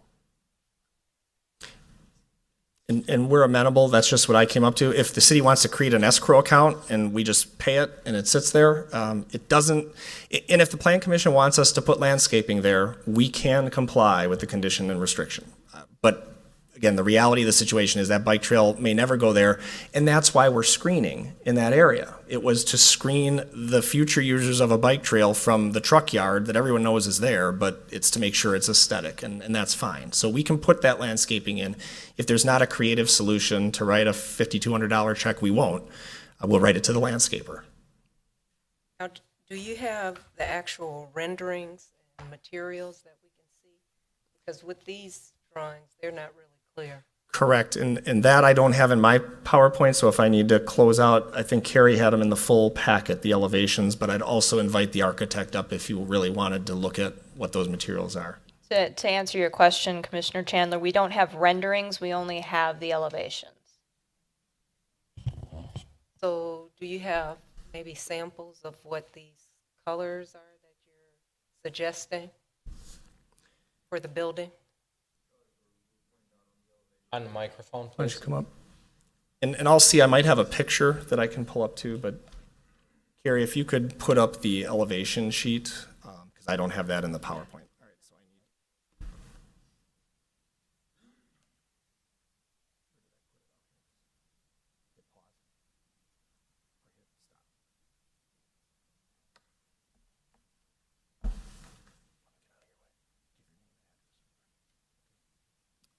Bill Thomas, the architect on the project, from Overland Park, Kansas, 16609 Birch Street. As you can tell, there's a color legend on the right-hand side of the partial north elevation there. It's really just gray on gray. So there's the trim's a darker gray, and the overall building itself is a lighter gray. The windows will be a clear anodized aluminum, and I think it was stated that they were clear windows, but I think, correct me if I'm wrong, they're tinted windows. So it'd be a darker color to shield constant daylight. So there's really not too much to it. It's just gray on gray, and an accent band across the wall panels, the concrete panels of the office. Is this the standard, are these the standard colors? I don't recall this. They are standard FedEx freight colors, yes. Even the FedEx is gray? Mm-hmm. The sign itself? No, the sign, I thought we submitted signage, Brian, correct me if I'm wrong, we submitted signage details. You guys have access to? Yeah, so at the end of your packet is the monument sign. Those would be the typical colors that, well, not typical, they would be the colors that FedEx Freight uses for the monument sign and for the building signage. The monument sign is the first page there, and then the building signage is the second page. So basically, dark purple and orange. Yeah. Thank you. That's better than these prints are, actually. Have other questions if no one else has anything? Oh, And okay. you got the floor. Can you provide a little more information about this fence with barbed wire? I believe we discussed this before, but can you give more information about the height? And if this is standard for FedEx locations? Yeah, I think there was a misstatement earlier about it being eight feet. I believe the fence itself is 7 feet, and then it's it's 6 feet, and then a foot of barbed wire across the top of that is typically what FedEx Freight does.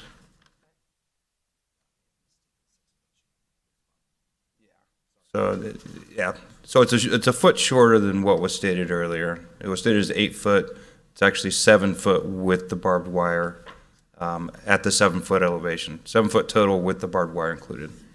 Now that's kind of short. Do we have any requirements for barbed wire being? No, we So- just have a maximum. You can be a maximum of 10 feet from grade for a security fence.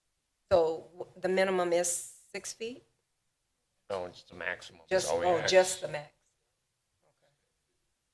And that's a FedEx Freight standard. That's what they use across the nation on all their projects, unless we have to deviate in certain circumstances like this particular project. Now, you also stated that the guard shack is changing.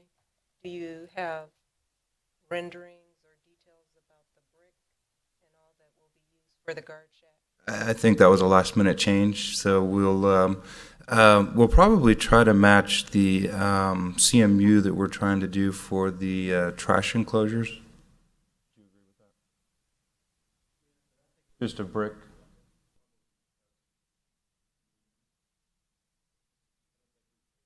No, we haven't. You'll have to continue to work with staff with acceptable materials. Yeah, we'll work with staff on getting that resolved, but obviously it would complement the color of the building itself. In other words, we're not going to do orange or brown or something of that nature. We'll stick in the gray tones. And what is the guard shack for? So the trucks entering and leaving the site, it's restricted access. So somebody can't just drive into the site unknowingly. So somebody mans that during operational hours, and then off hours it's not manned.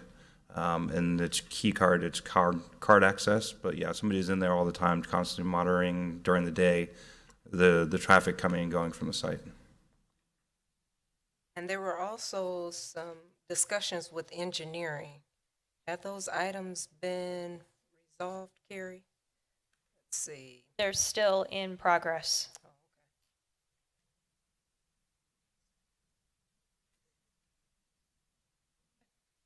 Thank you. Got it? Pat? I guess so. looking at some of the give and take here at the end, it comes back to the elevation issue by I don't have a problem with the mechanical building, that matching, no one's gonna see that. Whether you put a deposit down or don't, landscape that section until something happens. I don't have a lot of heartburn about that. It's that 8-foot elevation and who's gonna pay for it. And at this point, we rely a lot on staff's recommendation and engineering department. So I guess I wish there was a little bit more of a compromise, because we really don't have that on the table. It's either that's the way it's laid out and we think it's okay, or we need to do something about it. Mr. Seymour had mentioned possibly not a bond issue, but an assessed tax value or something to get comfortable with. Is there any thoughts back to Doug's idea?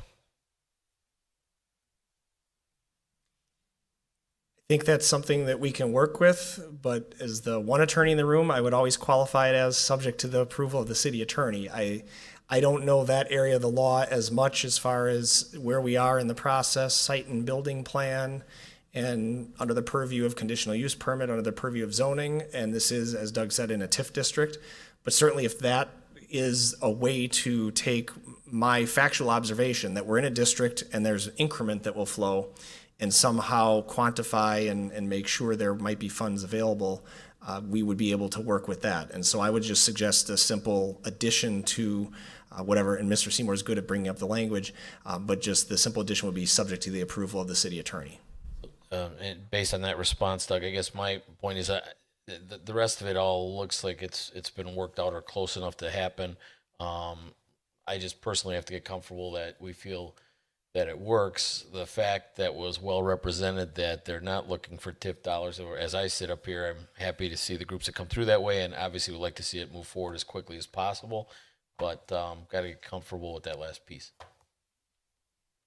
Yeah, definitely. I think that certainly FedEx and Brian and his team have been very responsive in trying to address some of the issues that staff has brought up, and we certainly appreciate when Brian indicated some of the other things that they were doing with respect to looping the water main, the final lift of asphalt, relocating the sanitary sewer. And while those are, I guess I would characterize those as normal development costs and not necessarily excessive, nonetheless, I mean, the bike trail certainly is something, a benefit that would accrue to the district and to the city. And to the extent that we can settle on a minimum assessed value that over and above kind of what we expect the base value to be, that would cover the cost of that additional excavation, perhaps retaining wall, and physical installation of that bike trail. I think that is a workable solution, and I appreciate Brian kind of leaving that in the hands to whatever extent it is with the city attorney, and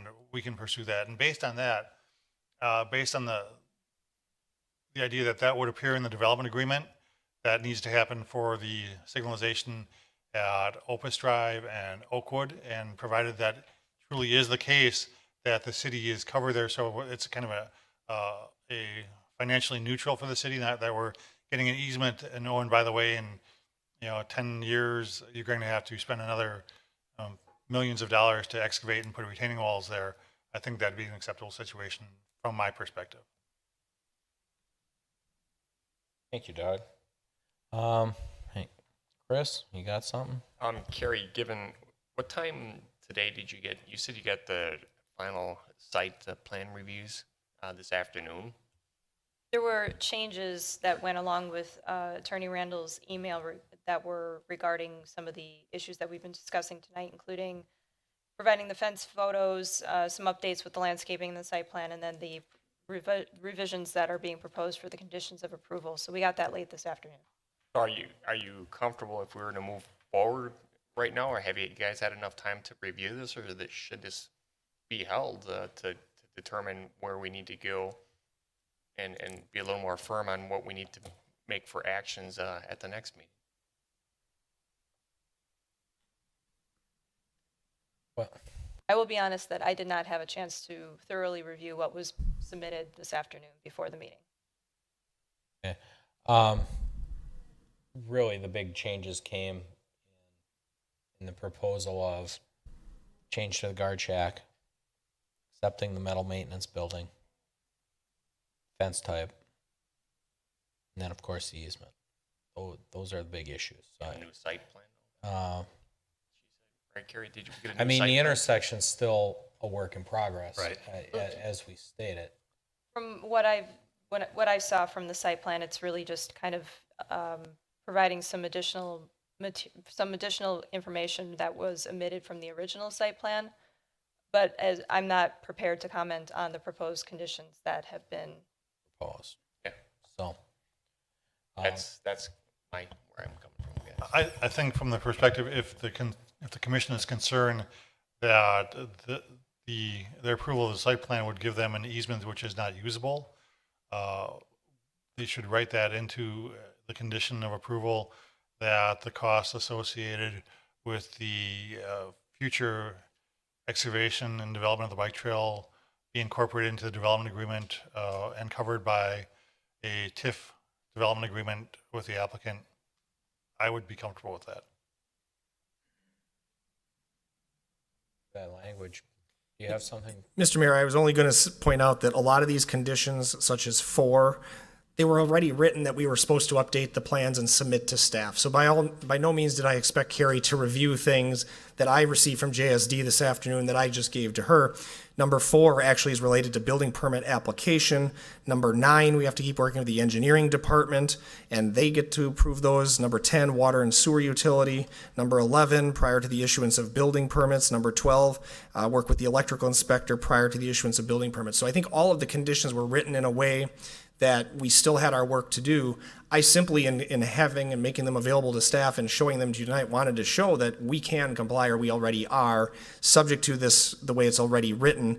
And then my 3 changes are just the guard shack one and how to deal with the landscaping along the easement. And then, as Doug said, I think it's a work in progress on how to deal with the development agreement one. That's number 11. But so we believe that the conditions are written in the right way, that all of these things, and I think Rich Wagner just whispered in my ear that they expected this level for this type of project. It's a major project. They expected these types of conditions, and that we'd have to do a resubmission the way this staff report is written. Thank you. Brad, before I go to the left, anything? I just wonder if our staff is in agreement with the changes that have been made or suggested. Review them. Well, I'm just saying, so far, I know they haven't really had a lot of time, but they've had a chance at least to kind of look it over quick.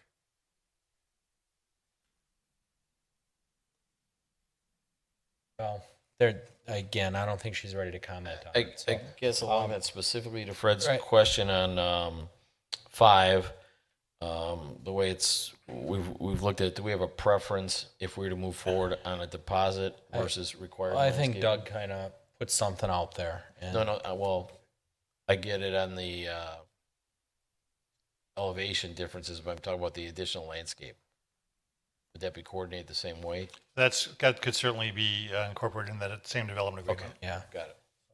Okay. Greg, anything? I'm going to move right down the line on you guys. I think I would just echo some of the concerns that were already brought up.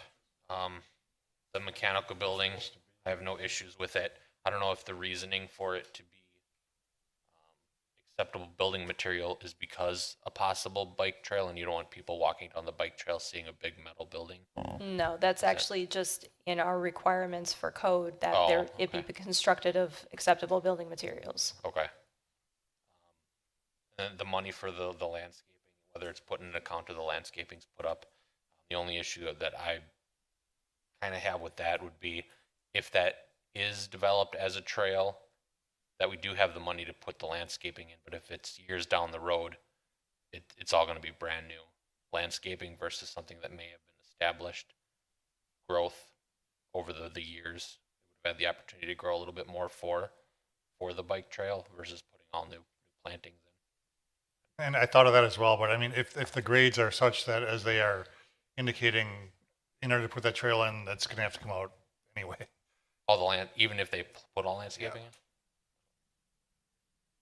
On. I just have one minor question. The fence that goes along with the barbed wire on top, is that the coated black fence, or will that just be raw metal?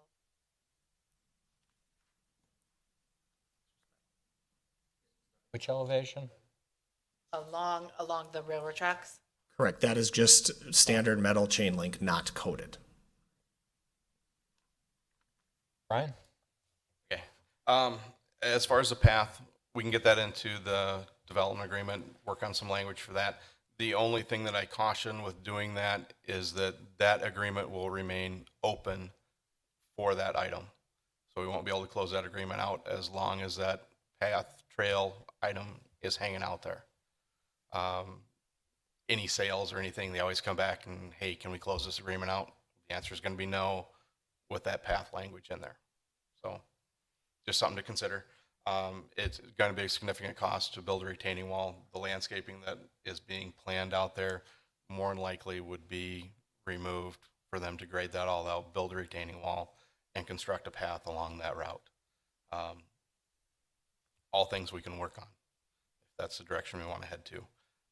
As far as a fund for landscaping that's not getting installed at this point, it's kind of up to the commission here and what they feel is going to be needed. But again, most of it will be wiped out if that trail ever went in. Just something to caution with the metal panels. As an example here, buildings across the street, it backed up to Delphi.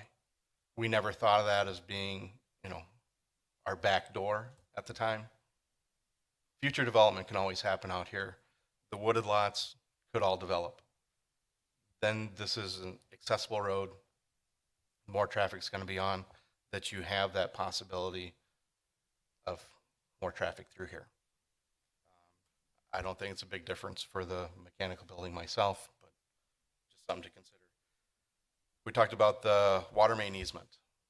No trees being placed in the water main easement. There are heavy shrubs going through that easement. Hopefully we don't have any water main breaks for a long time on that easement line. One thing I do have to question, Rich, maybe you can explain the street lighting or parking lot lighting.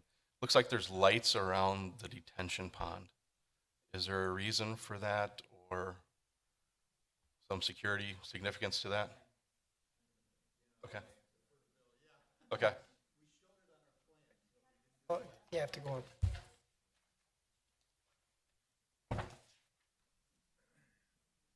So for security reasons, FedEx Freight requires that everything be lit to 1 foot candle to the fence line. Because of security, somebody could hop the fence, get in, packages could walk away. Obviously, they've got their client's best interest at stake here.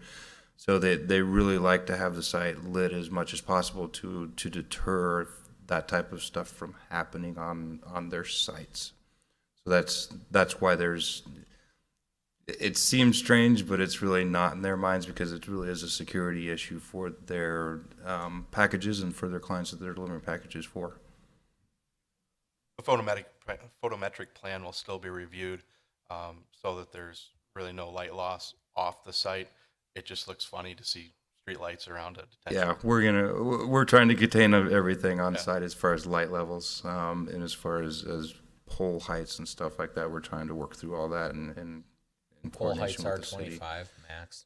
They are 25. However, we're working with the city on. We've got an issue with one part of the site, and we may need to work further with the planning commission on that issue because it's too big of a piece to light with the 25-foot pole. So we're looking at options of maybe a different type of fixture or a workaround to that. So.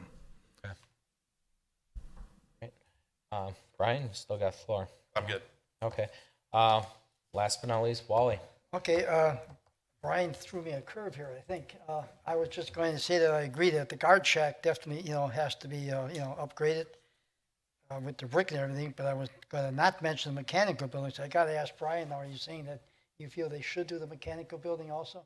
No, I don't feel they should do the mechanical building, but it's just something to consider. There is that option that what's all trees now, what's all residential now. in the future could all be developed. It's not just looking at this site as a dead-end road as it is currently. And then I wanted to ask, I think I answered my own question, but there's a little building which is in the fuel canopy area. And it's got, I see it's got one sliding door up and down, but is that just storage? Nobody could be, shall we say, caught in there in case with, with all the fuel around there, if there was a fire, there wouldn't be anybody in there, would there? Because there's only one door and one way to get out. Is that a problem or not? Or is that Yeah, just storage? Nobody would ever go in there? You're talking about the lube shed, correct? Yes. Yes.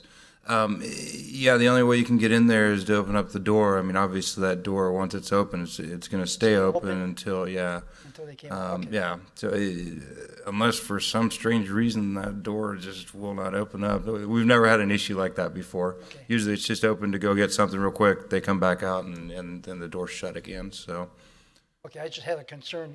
Could it be a problem because of the fuel, around that area there? We've never had a problem with that before. Okay, thank you. Uh-huh.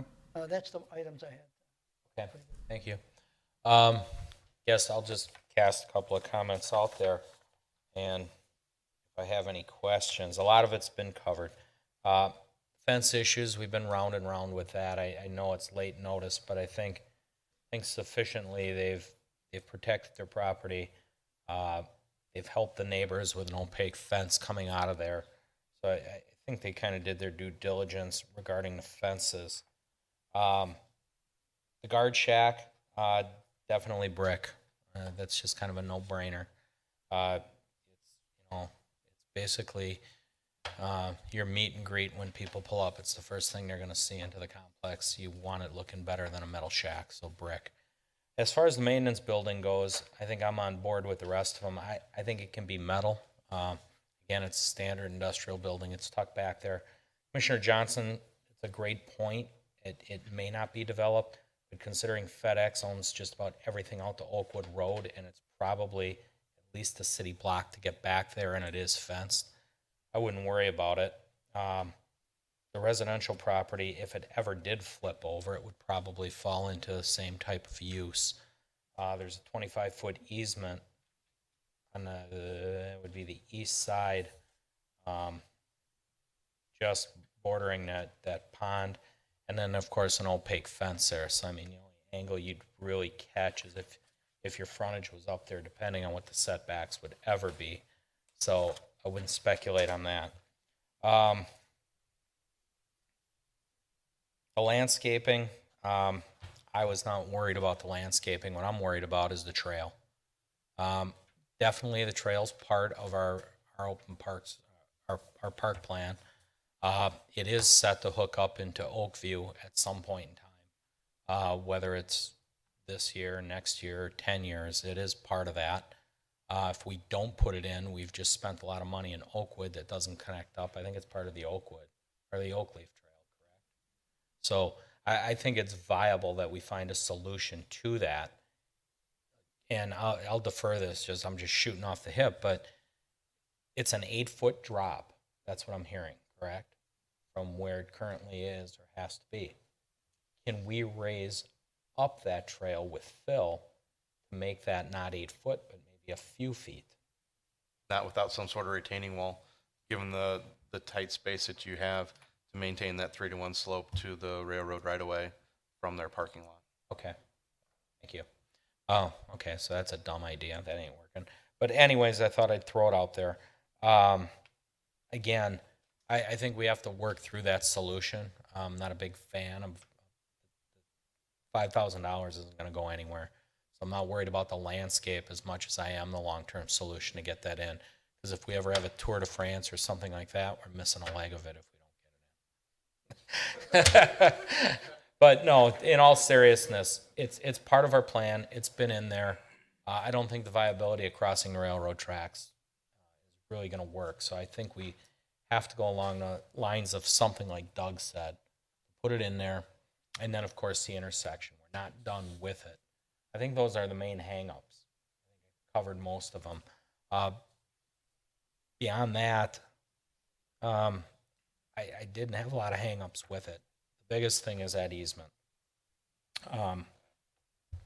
Again, if we can get the cost in there. The retaining wall will be expensive. The landscape's insignificant compared to the cost of the retaining wall to get something in there. And again, I don't know how that best happens. We have some staff, but I would continue you guys to work on something mutually beneficial for the residents in the area on that. And kind of take it from there. So, yeah. Could I ask Carrie and Doug, based on what you've heard and what we've discussed, looking at the conditions which you've put out in front of us, I see the change, obviously with the guard shack, being okay, cutting out the mechanical building. But what other items do you think we should be looking at changing before we make the motion? Or someone makes it?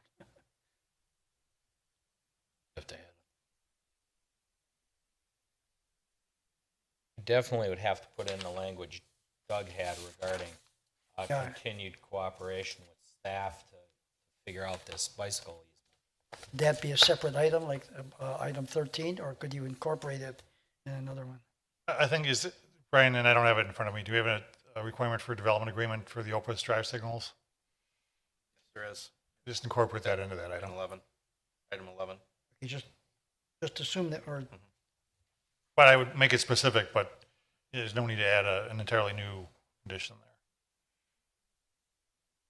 just add and say after that, say and what, construction of the bike trail? Would that be adequate? I wouldn't say construction of the bike trail. I would say Excavation and future construction of the bike trail. And landscaping. To We're going to include. defer that too. If there's somebody who ask you. Additional question. So, Carrie, I want to make sure I understand this. So the main building, everything except for the guard shack is non-compliant material-wise. No, the office and the pods are showing cement panel. That is acceptable building material. It's the metal, all of the metal that is not acceptable. So you would be making an exception regardless of whether or not it's in the visible perimeter for the use of metal panels, because the acceptable building materials per code says you can only have 25% of the visible perimeter be metal panel. Otherwise, it's supposed to be constructed with compliant materials. So there's the exception for the mechanical building to be entirely metal, and there's the exception for the dock building outside of the pods and the office to be metal panel. So for the applicant, what percentage of the building that are in question are compliant?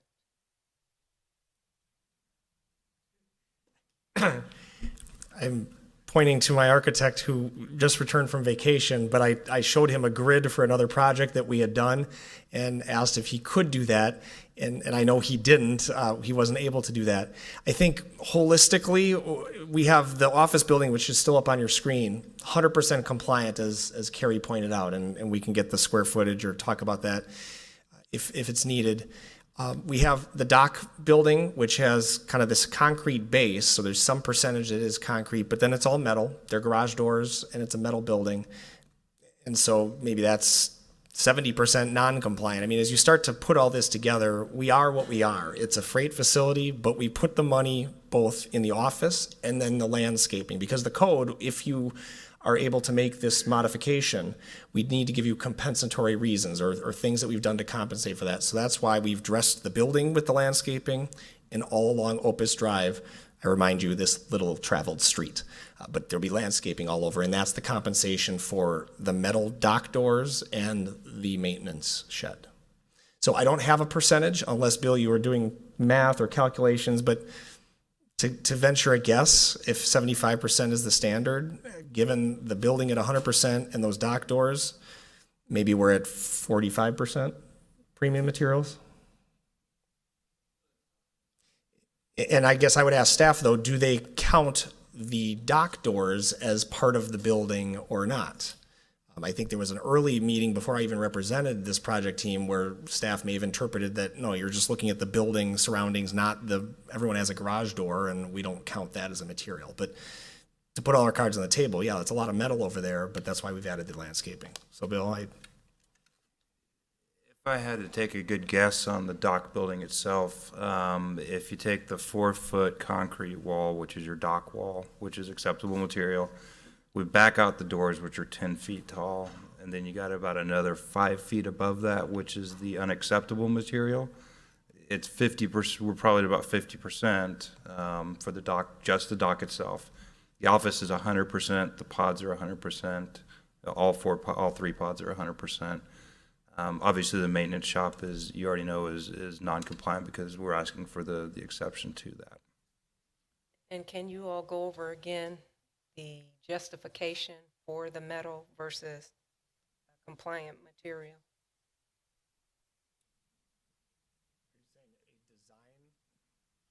or the design justification of why the building is designed this way, or what the compensation is? I guess both. Why you chose to use metal. I'll defer that one to Bill as far as the design. The metal panel is a standard product of FedEx Freight. The offices are obviously, they like to dress up their offices, including the pods, with a much more compatible and better looking material. Their docks, it's all they're doing is shipping freight in and out. They're primarily dock doors, and quite truthfully, this dock is a little bit higher than typical, just to get it to work out. We've also got dock shelters, which also eat up another substantial portion of another 3 feet above the doors. So we're really talking about a minimal amount of panel that you see between the concrete wall, or the stem wall, and from the top of the door up to the roof line itself. It's just a standard material that they use. So that's what we've proposed. And you were going to address the other issue? Yes. And admittedly, as an aside, we're not a big blue metal panel building. I know there's a really exciting one of those going up, but that's 100% metal. I guess there's glazing too, but that's a whole separate issue, a different zoning district, different type of project.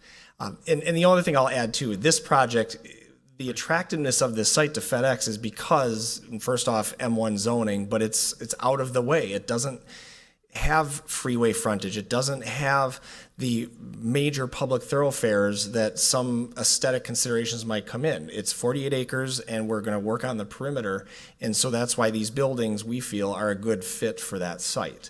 As far as the compensatory efforts that we've made, it's in the middle of your packet. I know it's kind of a big packet, but it was a document that we entitled Attachment to Plan Commission Application, and I addressed that in section B number 2, Building Design Materials. And so we outlined really what's going on with the building and the design, and the things at the end. We point out the main entrance to the office area with the enhanced articulation going on with the office building, and as Bill said, the 100%, and it's not entirely flat. We have the bump out of what's going on there. That's an architectural addition that we're trying to make that more attractive. Letter B was the robust landscaping all along Opus Drive, trying to present our best face at that public right-of-way. And we believe that exceeds what the city forester directed us to do. We also have the landscaping surrounding the office building itself, which again is a nice buffer and it's a nice backdrop. As someone looks, I guess the point is, if they're looking in 300 feet to where these buildings are, we think their eyes are going to be attracted to the office and the landscaping. They're going to be dock doors. They're going to look at the truck part, and that's what it is. They're going to dismiss that quickly. And then finally, the service building on that side, there is that employee parking lot, which has perimeter landscaping. Well, first off, there's a private drive because Opus dead ends at the cul-de-sac. So there's several hundred feet. There's then our perimeter landscaping in the employee parking lot. There's interior landscaping. And then there's another couple hundred feet to get to the maintenance shed. So those were it's a distance compensation at that point where it's really not that visible. I recognize where Commissioner Johnston's going, that maybe there could be another development someday. It's not coming through Opus Drive because we own that land. That's our future expansion area. And to the west, there are railroad tracks. So we have a lot of distance there. We're really insulated in the middle of the site. So that's where we outlined it. And we think, again, just to be very clear, we tried to put it into the landscaping because that's what the public would see from Opus Drive if they go that way. And then, as mentioned, along the future bike trail, if that goes in, then we have those commitments in as well. And then also for for item number 9, do you have any secondary recommendations in regards to the trail? Oh, they'll work that into 11. I think Doug stated the language will be in 11 that they'll also be they'll work on a development agreement concerning the grading and construction of a recreation path. Or something similar to that. Yeah, I don't know if staff's still working on how number 11 would work, but what I think I heard would work. In other words, we're going to layer in some of the concepts about how to address the excavation and the grading and the landscaping into the development agreement. So it kind of trumps those other conditions as written, because we're going to have to work it out with the city attorney and ultimately the common council on how the development agreement stands. So I think those conditions are okay as written, because then number 11 will address whatever the fine details are. But I mean, that's my version of it. I don't know if Doug, you're rethinking that maybe some of the other conditions need to be tweaked. I think we've got something on paper, hopefully. Why don't Oh, we- Carrie, you read so well. Come on. Hot potato. But why don't we run down them, and when we get to that difficult one, then Carrie can. Let's just talk about this one first. Okay. go Okay, ahead. so my recommendation would be for condition number 5 to leave it as was presented in the staff report. Okay. For condition number 7, to go with the proposed condition that the guard shack is revised to meet acceptable exterior building materials. Right. Condition 9, to exclude the wording after engineering department. For condition 11, and here's where we may need to do a little bit of wordsmithing, that a development agreement and/or TIF finance agreement be entered into with the city for the design and construction of intersection improvements and signalization at Opus Drive and Oakwood Road, and the design, excavation, grading, construction, and landscaping for the public trail, which may include a minimum assessed value to address the additional potential costs for the trail prior to the issuance of building permits. Nice. That's a good job, yeah. Could she read that again, please? Hey, you only get to hear it once. I think it. Okay. That a development agreement and/or TIF finance agreement be entered into with the city for the design and construction of intersection improvements and signalization at Opus Drive and Oakwood Road, and the design, excavation, grading, construction, and landscaping for the public trail, which may include a minimum assessed value to address additional potential costs for the trail prior to the issuance of building permits. Yes, I think I can work Okay with with that. that, Mr. Randall? You Okay. did.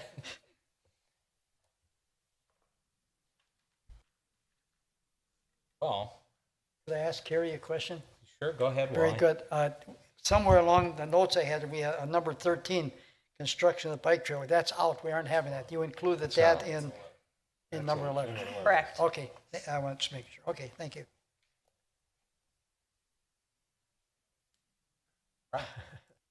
We need to include anything for the metal panels on the main building, or just that we have the site plan? You need to have a 3/4 majority approval. Anyone else? Fred? Nothing? Or Chandler, you're thinking anything? Okay, Pat? Last kick. Chris? Craig? Wally? Okay. Point of clarification. Aye. I'm sorry. Yes. Mr. Chair, and I appreciate having it read back a second time, I do want to clarify, though, the inclusion of the word construction in that list. I understood the design, excavation, grading, construction, and landscaping of the trail. I just want to make sure the intent is clear that it's not to construct the trail, but it would be if there is a elevation. I believe the Well, I would intent- say, if I may, that if it truly is a project cost to the district, that it be, the construction cost would be an eligible project cost. I would keep it in there. I know it's a different situation when we talked about requiring you as part of the conditional use permit to privately finance construction of the trail itself, but this is within the district, it's an eligible cost. If there's project revenue within the district to cover that, then I see no reason why it shouldn't be eligible for that, and not just, oh, now we've got it all excavated, but we can't fund that through the district because we don't say construction in there. Will that, in item 11, we're asking about going into a development agreement and or TIF type agreement. Isn't that subject to working it out through the city attorney? It is, and it would address who would be responsible for doing what. What?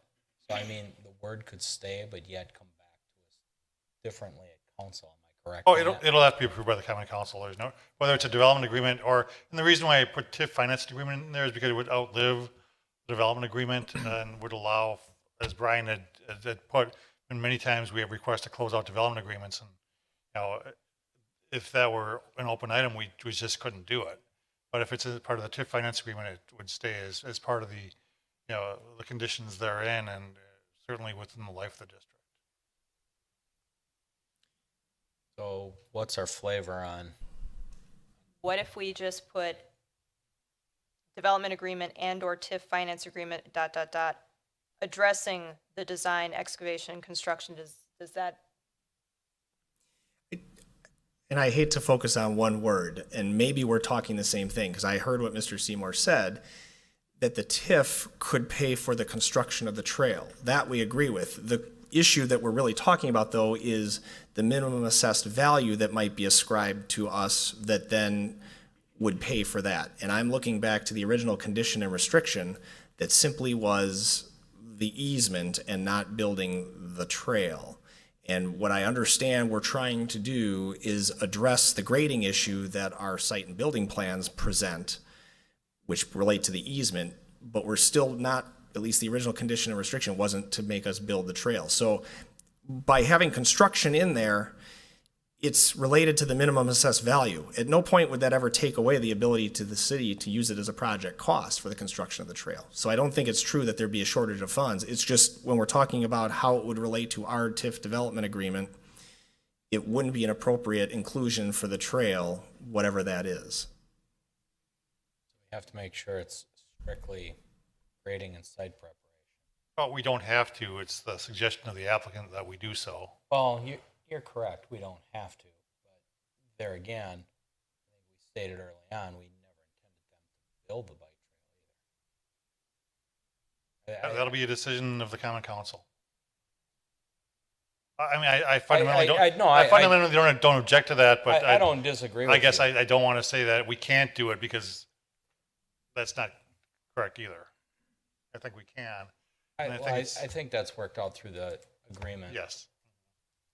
With the attorney either way. But I guess what I'm saying is I think it was stated pretty clear up front that, again, I'm just being fair on both sides. I don't think we ever, it was an easement for it. I don't think it the wasn't word the construction was in I don't it. think the word construction is going to keep Mr. Randall or FedEx from stating that argument with the common council. So I think we leave it here for tonight, and good luck with that discussion. Good idea. Okay. All right.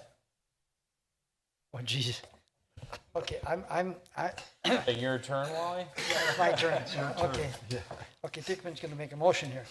Now, I'm gonna say ahead of time, I'm gonna go down on each one. I'm gonna request your help as I go down, because there's so many, especially in number 11. So let's give it a shot. Dickman makes a motion, the Plan Commission approves the site and building plans for the proposed FedEx facility located at 500 West Opus Drive, subject to the following conditions. Number 1, that all building and fire codes are met. Number 2, that all equipment parking stalls are clearly identified on the plans in conformance with conditions and restrictions. Number 3, that all parking areas and future parking areas meet all setback and buffer requirements. 4, that all revised plans, site, building, landscaping, fencing, retaining wall details, etc., are submitted in digital format for review and approval by the Department of Community Development prior to the submission of building permit applications. Number 5, that the revised landscape plans meet the requirements established in the approved conditional use permit. Number 6, that permits and approvals are obtained for all proposed signs. Number 7, that the guard shack is revised to meet acceptable exterior building material requirements for code. Number 8, that all mechanical equipment, transformers, and utility boxes, ground, building, and rooftop are screened from view. Number 9, that the final grading, drainage, erosion control, and stormwater management plans are approved by the engineering department. Number 10, that all water and sewer utility connections and requirements are coordinated with the Oak Creek Water and Sewer Utility. Number 11, that a development agreement and a TIF. Wally, do you want me to just read this one? Yes, thank you. That a development agreement and/or TIF finance agreement be entered into with the city for the design and construction of intersection improvements and signalization at Opus Drive and Oakwood Road, and the design, excavation, grading, construction, and landscaping for the public trail, which may include a minimum assessed value to address additional potential costs for the trail prior to the issuance of building permits. Thank you. I never made that. Okay, number 12, that the final photometric and lighting plan is approved by the electrical inspector prior to the issuance of building permits. Seifert seconds. Roll call. Hickman, aye. Johnston, aye. Rely. Lorick, aye. Gavich, aye. Guzekowski. Burl, aye. Seifert, aye. Chandler, aye. Great. Good luck, guys. Again, get together with staff. I'm sure we can come to a conclusion on that. Seymour yesterday and 2 hours ago. So we've been working well together. So thank you, everyone. Great. Won't be the last time. Thank you. All right. Anybody need a break before Ron? Knock it out. Yeah. Can we get we're not done done here? Yeah. Okay. Item 6F. It is a certified survey map, actually, for our own water department. Down at the sewage utility for the properties at 9175, 9235, 9225 South Fifth Avenue, and 3953, 3975 East American Avenue. Gary. Yes. This may look familiar to plan commissioners. This is a request to combine the properties that were mentioned. This was previously approved in 2016. However, there were some unforeseen circumstances that prevented the project from moving forward.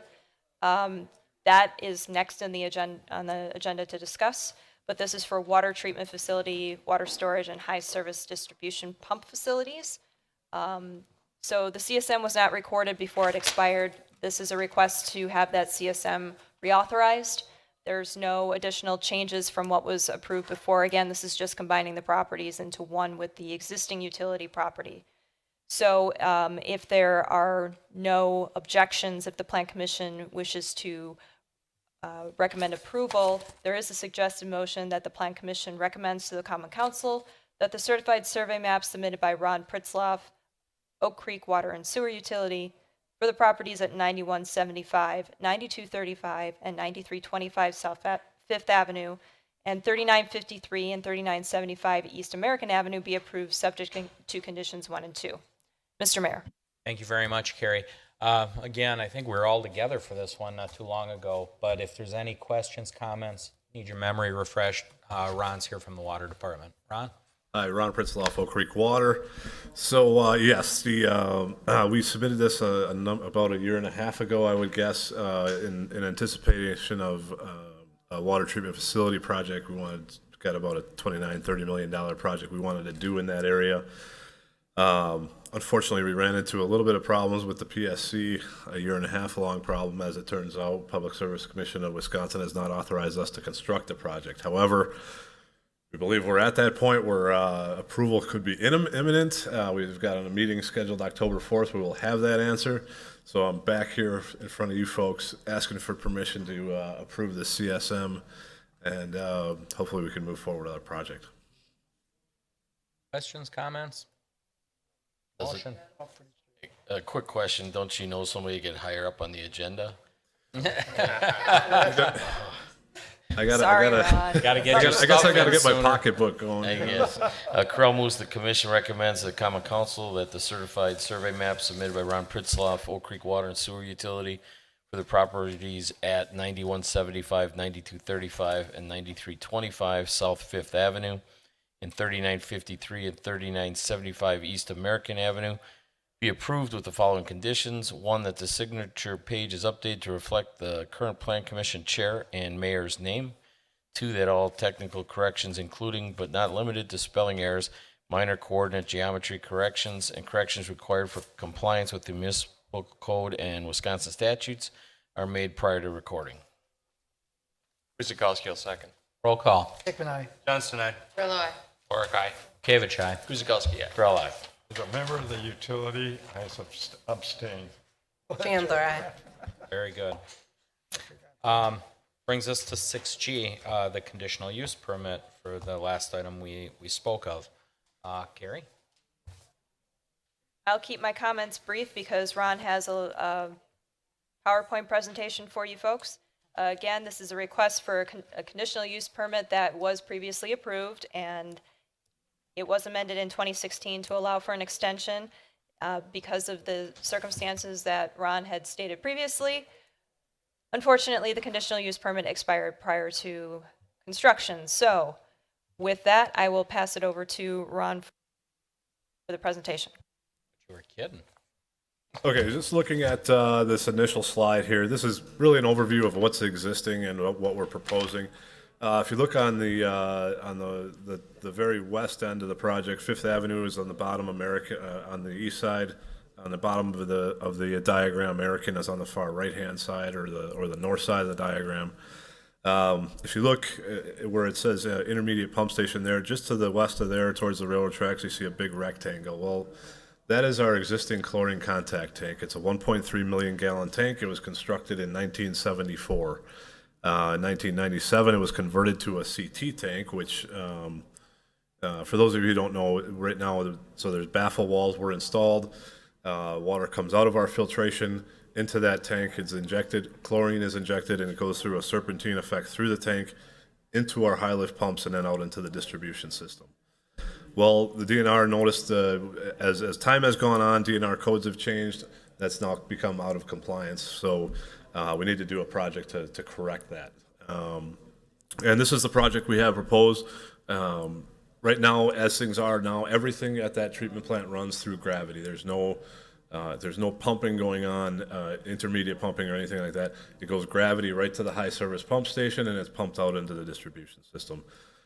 Because of the problems we have and the hydraulic problems we have to add some intermediate pumping along with some secondary or advanced disinfection, including ultraviolet disinfection. So the intermediate, we'll add an intermediate pump station integral in the building with a UV facility. That'll get pumped to a new storage facility to the west, and then into a new high lift pump station, which will then get water out into the distribution system. So the main components: intermediate pump station with UV, 2 million gallons of storage, and high lift pumping, all new.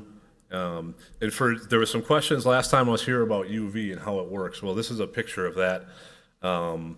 It's actually an inline reactor. So if you're looking at your screen, if the water's flowing from right to left on your screen, it goes through that reactor, that silver reactor, and there's lamps within that reactor that blast it with UV light. That's how the UV is put into the water, or how it disinfects the water. The water keeps on moving and out into the storage, then out into the distribution system. So I know there are some questions. I just added some renderings here. If you have any questions, we're going to generally use the same motif in terms of brick and mortar. The tank itself will be the new storage tank will be 35 feet shotcrete walls. So. And we're going to try and match the brick as best as possible. Next time when I come back if you guys decide to approve this, when I come back, I'll have some materials for you to look at, and you can take a look at those a second time. So, so that's the overall gist of the project. Costs about $30 million, And like I said, we're hoping to get it approved here next week, Wednesday, at the PSC Commission meeting. But would like the conditional use to be approved prior to that, so that we are all set to go. Questions, comments for Ron? Wally? Should this, be approved, which I'm sure it will be, and we say the city starts developing our assets to provide water to Waukesha, will this be expanded again, or is this going to cover that, or where are we at? So we have a demand projection that we've put together that includes Waukesha. What we have put together, the project we have proposed, will handle our current demands out to 20 years as well as Waukesha. Once that 20 years is over, or if say a Muskego, let's say the pipe comes to Oak Creek, okay, the big pipe from Waukesha, and let's say in the future Muskego wants to come, or New Berlin, or whoever can hook up to the pipe. Yes, there would have to be some expansion at that point in time. Thank you. That's quite a few years in the future, though. Question. Commissioner Chandler? In regards to the pump station, why do you need one versus not before? I didn't quite understand the need. Is the grade changing? So right now that the chlorine contact tank that we use is underground. Water flows from our filters, gravity into it, and then it flows back into our high service pump station by gravity. Well, the new storage tank is going to be above ground, so we need something to pump the water up into that, and that's the whole reason for the intermediate pump station. If I remember correctly, you're going to leave the old tank. It will be abandoned in place. Okay. So how come the other station isn't underground? So you wouldn't need the pump station? Well, the whole thing would be underground then. We'd have to have, intermediate pumping, UV, it'd all be underground. So it'd be really tough maintenance wise and a lot more expensive. Thank you. Anyone else? Well, before we do a motion, just want to thank the water department. You guys took part in the peek behind Oak Creek. And all the comments I got is you guys were one of the highlights of the day for a lot of people. So if you've never had a chance, next time you do it, take a tour of the water plant. It's pretty Please impressive. Give me a call. I'll be glad to give a tour anytime. Yeah, commissioners, take them up on that. It's very impressive. So, anyhow. That'll give you a break. Yeah. Johnston moves that take the short one. Johnston moves that the Plan Commission recommends that the Common Council approves a conditional use permit for water storage and high service distribution pump facilities on the properties at 9175, 9235, and 9325 South Fifth Avenue, and 3953 and 3975 East American Avenue. After a public hearing and subject to conditions and restrictions, they will be prepared for the Commission's review at the next meeting, October 10th, 2017. Chandler seconds. Roll call. Hickman, aye. Johnston, aye. Grillo, aye. Lorick, aye. Kavich, aye. Guzekowski, aye. Correll, aye. Gifford abstains. Chandler, aye. And that'll bring us to adjournment. Grillo moves to adjourn at 8:35. Gifford seconds. Roll call. Hickman, aye. Johnston, aye. Grillo, aye. Lorick, aye. Kavich, aye. Guzekowski, aye. Correll, aye. Gifford, aye. Again, I'd like to wish you all a good night. I'd like to thank our staff, Assistant Chief Kresick, who sat through a long meeting tonight, and Ron as well. But more importantly, our staff. Very, very difficult subjects to do there, out there in public, on the fly, and you guys did a tremendous job. Also, thanks to our IT guy. He really got this stuff up there at a timely pace for us. So, good night, everybody. Again, get out there, discover, and celebrate Oak Creek. Good night.